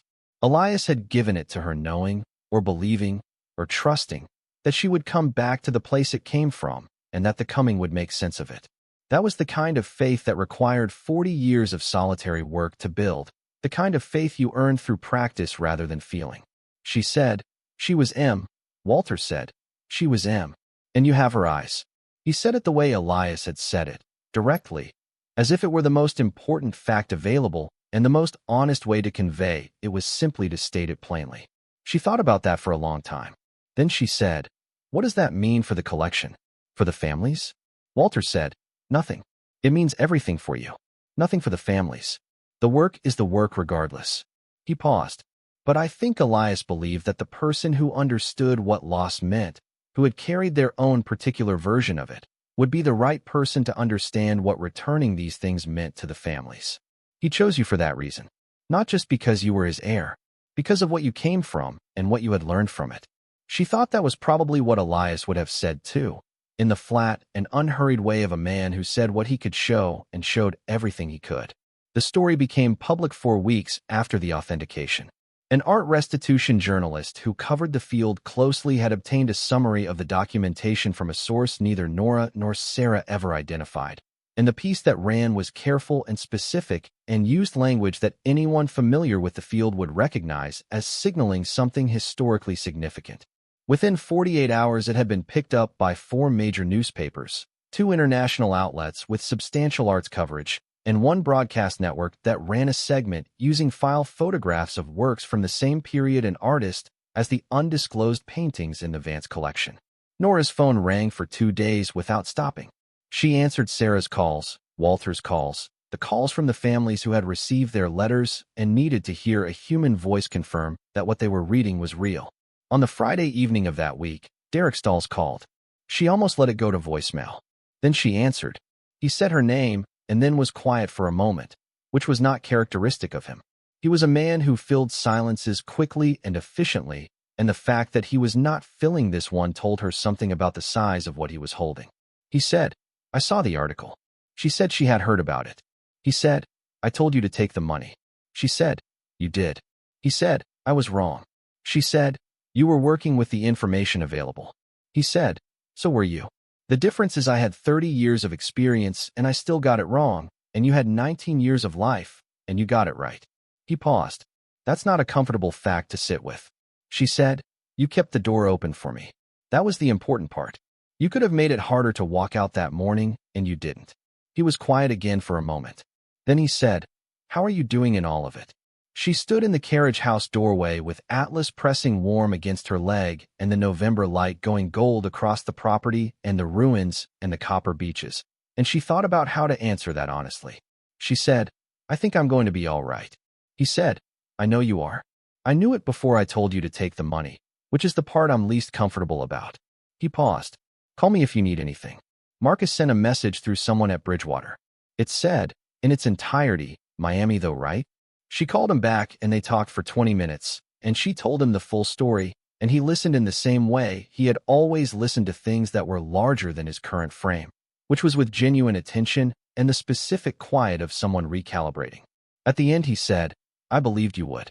I never said it to your face, but I did. She said, you told me to move to Miami. He said, I know. I think you would have figured something out there too. She laughed. It arrived without preparation, the way laughter sometimes did after long stretches of seriousness, coming in on its own terms. She said, maybe. He said, not maybe. The first formal return took place on a gray December morning in the Carriage house. The workbench had been cleared and 2 chairs placed beside it, and a small additional table added.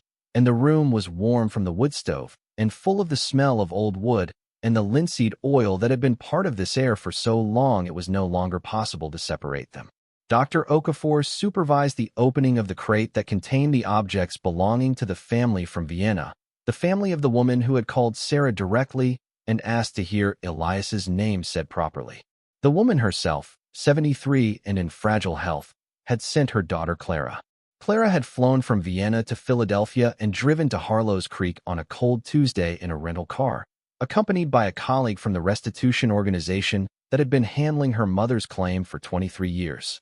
She was tall and dark-haired, and she sat in the chair beside the table with the contained composure of someone holding a great deal carefully, the composure of a person who had prepared herself for something and was now giving it the full weight of her presence. Dr. Okafor worked without hurry.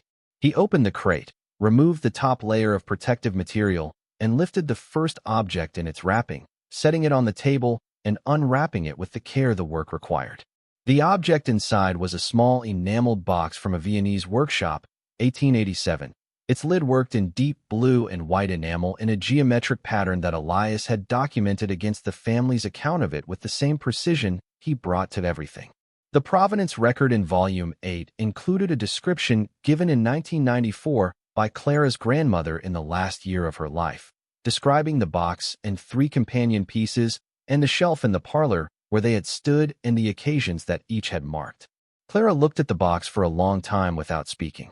Then she picked it up with both hands, very carefully, and held it. She said, in English that was formal and precise in the way of something learned young and carried long. My mother described this to me when I was a child.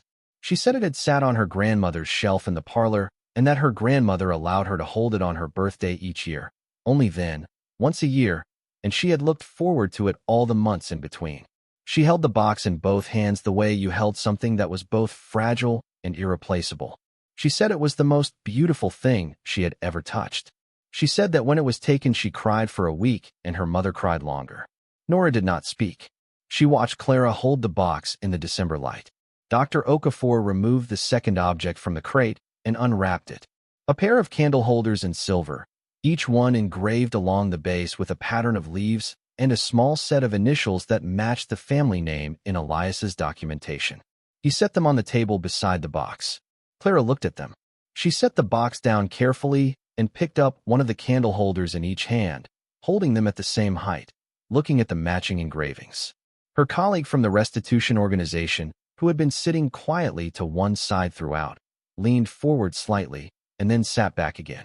Clara said, "These were in my mother's bedroom when she was a girl. Not on display, just in her room. She said she liked to watch the candles in them at night." She paused. "We have a photograph. In the photograph you can see them on the shelf behind her. She is 8 years old in the photograph." She paused again. "She is 91 now. She is very unwell. The doctors are not certain she will be here in spring." Nora said, "We can arrange for them to travel with you today. The documentation will follow by courier, but the objects themselves can go now if that's what your mother needs." Clara looked at her across the table. She said, "That is what my mother needs." Nora looked at Dr. Okafor, who nodded once. Clara looked at the box and the candle holders on the table, the 80-year gap between the shelf and the photograph and this table in a Carriage house in Pennsylvania. She said, quietly, "She will hold them. She will finally hold them." She looked at Nora with the directness of someone who had flown a long way and was giving the moment the full weight it required. She said, "How long did he keep these?"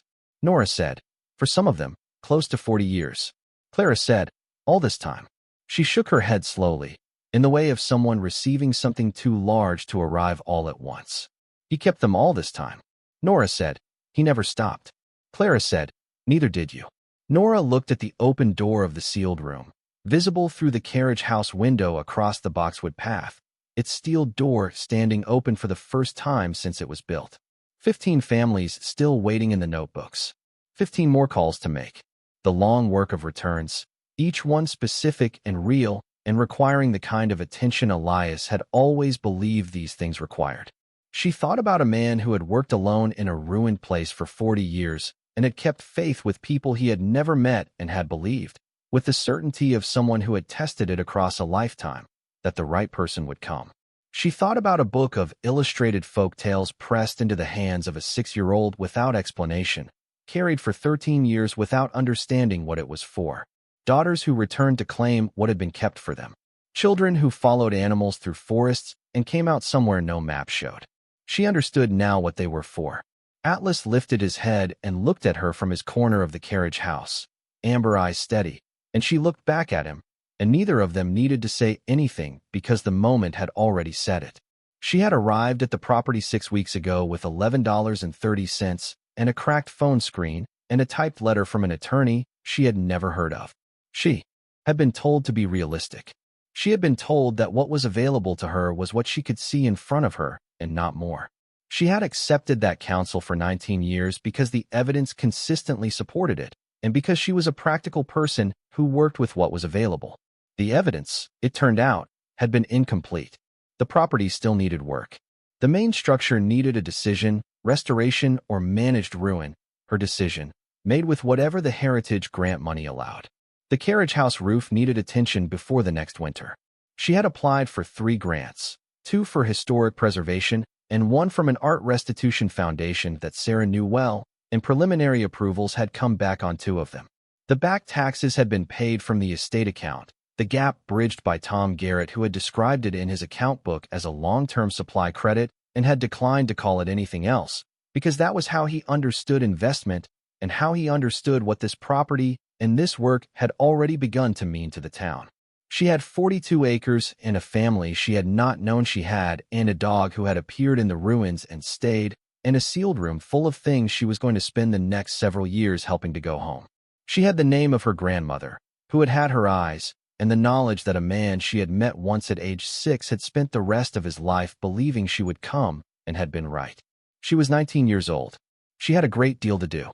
She thought about the moment she had stood in the front hallway of Bridgewater House and read the letter 3 times because the first 2 readings had not produced a version she trusted.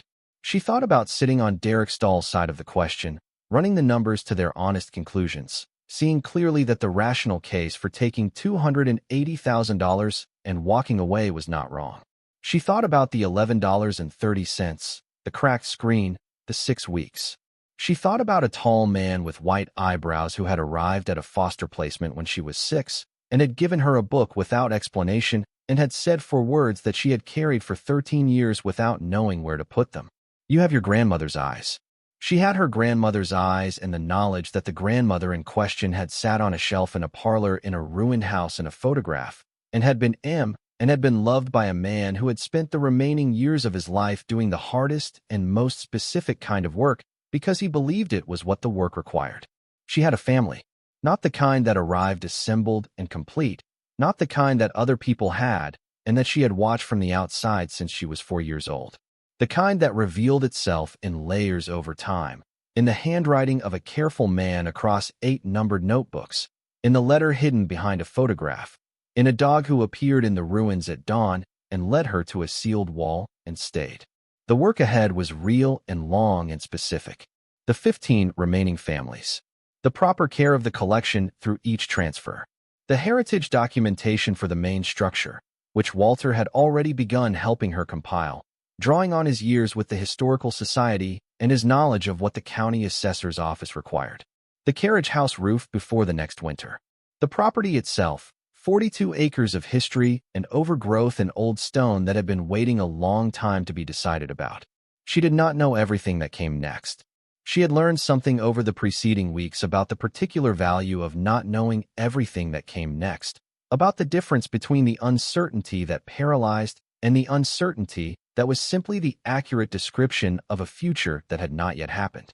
She had arrived with a sketch of a plan and found something larger than the sketch could hold and had expanded to hold it, the way she had expanded to hold everything in her life that had required more than she thought she had. She looked at the ruins of Vance House through the carriage house window. The copper beeches in their bare winter form, their canopy spread over the stone shell in the pale December light. The chimney still standing above everything else, solid and tall. The wild rose canes along the eastern wall, bare now, waiting for whatever they waited for between seasons. The sealed room with its doors standing open for the first time since it was built. She was exactly where she was supposed to be. She stood in the carriage house doorway for a long time after Clara's car disappeared down the drive, Atlas pressed against her leg in the cold. The December light was failing early the way it did in this part of the world, the ridge swallowing the sun well before 4 o'clock, the shadows of the copper beeches going long across the overgrown garden. She had lived most of her life in cities where the dark came indifferently, where the lights of other buildings and streets softened the transition. Out here the dark was total when it came, and the stars that followed it were more stars than she had ever seen, the sky genuinely full in a way she had not understood was possible until she came here. She thought about the woman in Vienna who would hold the candle holders tonight, or tomorrow, whenever Clara reached her, who was 91 years old and had carried the memory of those objects for 80 years and would feel the weight of them in her hands for the first time since she was 11 years old, who had stopped expecting this. She thought about the man in Tel Aviv who had maintained his father's file for decades without expectation, who had repeated Elias's name the way you repeated something you intended to carry. She thought about 15 more families still in the notebooks, still in the process of being reached, still on the other side of the moment that Clara and her mother were now on the near side of. She thought about the total, $390 to $400 million. The number the art market would assign when the 3 lost paintings were formally disclosed and authenticated and the academic world absorbed the fact of their existence. She understood now why Elias had not put a number in any of his letters to her. He had understood that the number would arrive in its own time, and that arriving first, before the actual objects, before the actual families, before the actual work of returning things to the people they belonged to, it would distort everything it touched. He had wanted her to know the families first. The box that had been held once a year on birthdays. The coin collection assembled with love across 3 generations. The paintings that had hung in specific rooms above specific furniture and had been looked at by specific people every single day. Those things first. The number after. She was going to be here for a long time.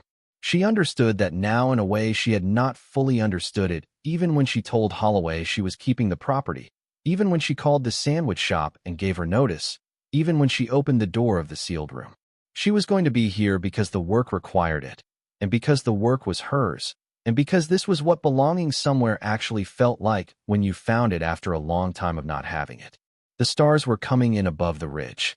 Atlas walked a slow circle around the carriage house, and then came back and sat beside her and looked at the ruins the way he always looked at them, with the particular steadiness of something that had been here longer than she had and intended to stay. She had come here to look before she decided. She had looked and kept looking, and found things that the looking revealed only gradually, the way serious things almost always revealed themselves, not all at once but in layers, each layer requiring the previous one to make sense. She was 19 years old. She had 42 acres and a sealed room with its door standing open and 8 numbered notebooks and a family she had not known she had, and a dog who had appeared in the ruins at dawn on the second day and shown her where to look. She had a great deal of work ahead of her, and she was, more specifically and more completely than she had ever been anything, ready for it. The creek ran cold below the ridge, and the stars came out above it, and she stood in the doorway of Elias Vance's carriage house and felt, for the first time in 19 years, genuinely at home. Thank you so much for watching until the end. If you love this story, check out the other videos on your screen now. I think you'll really enjoy them. And don't forget to subscribe if you haven't already. See you in the next story.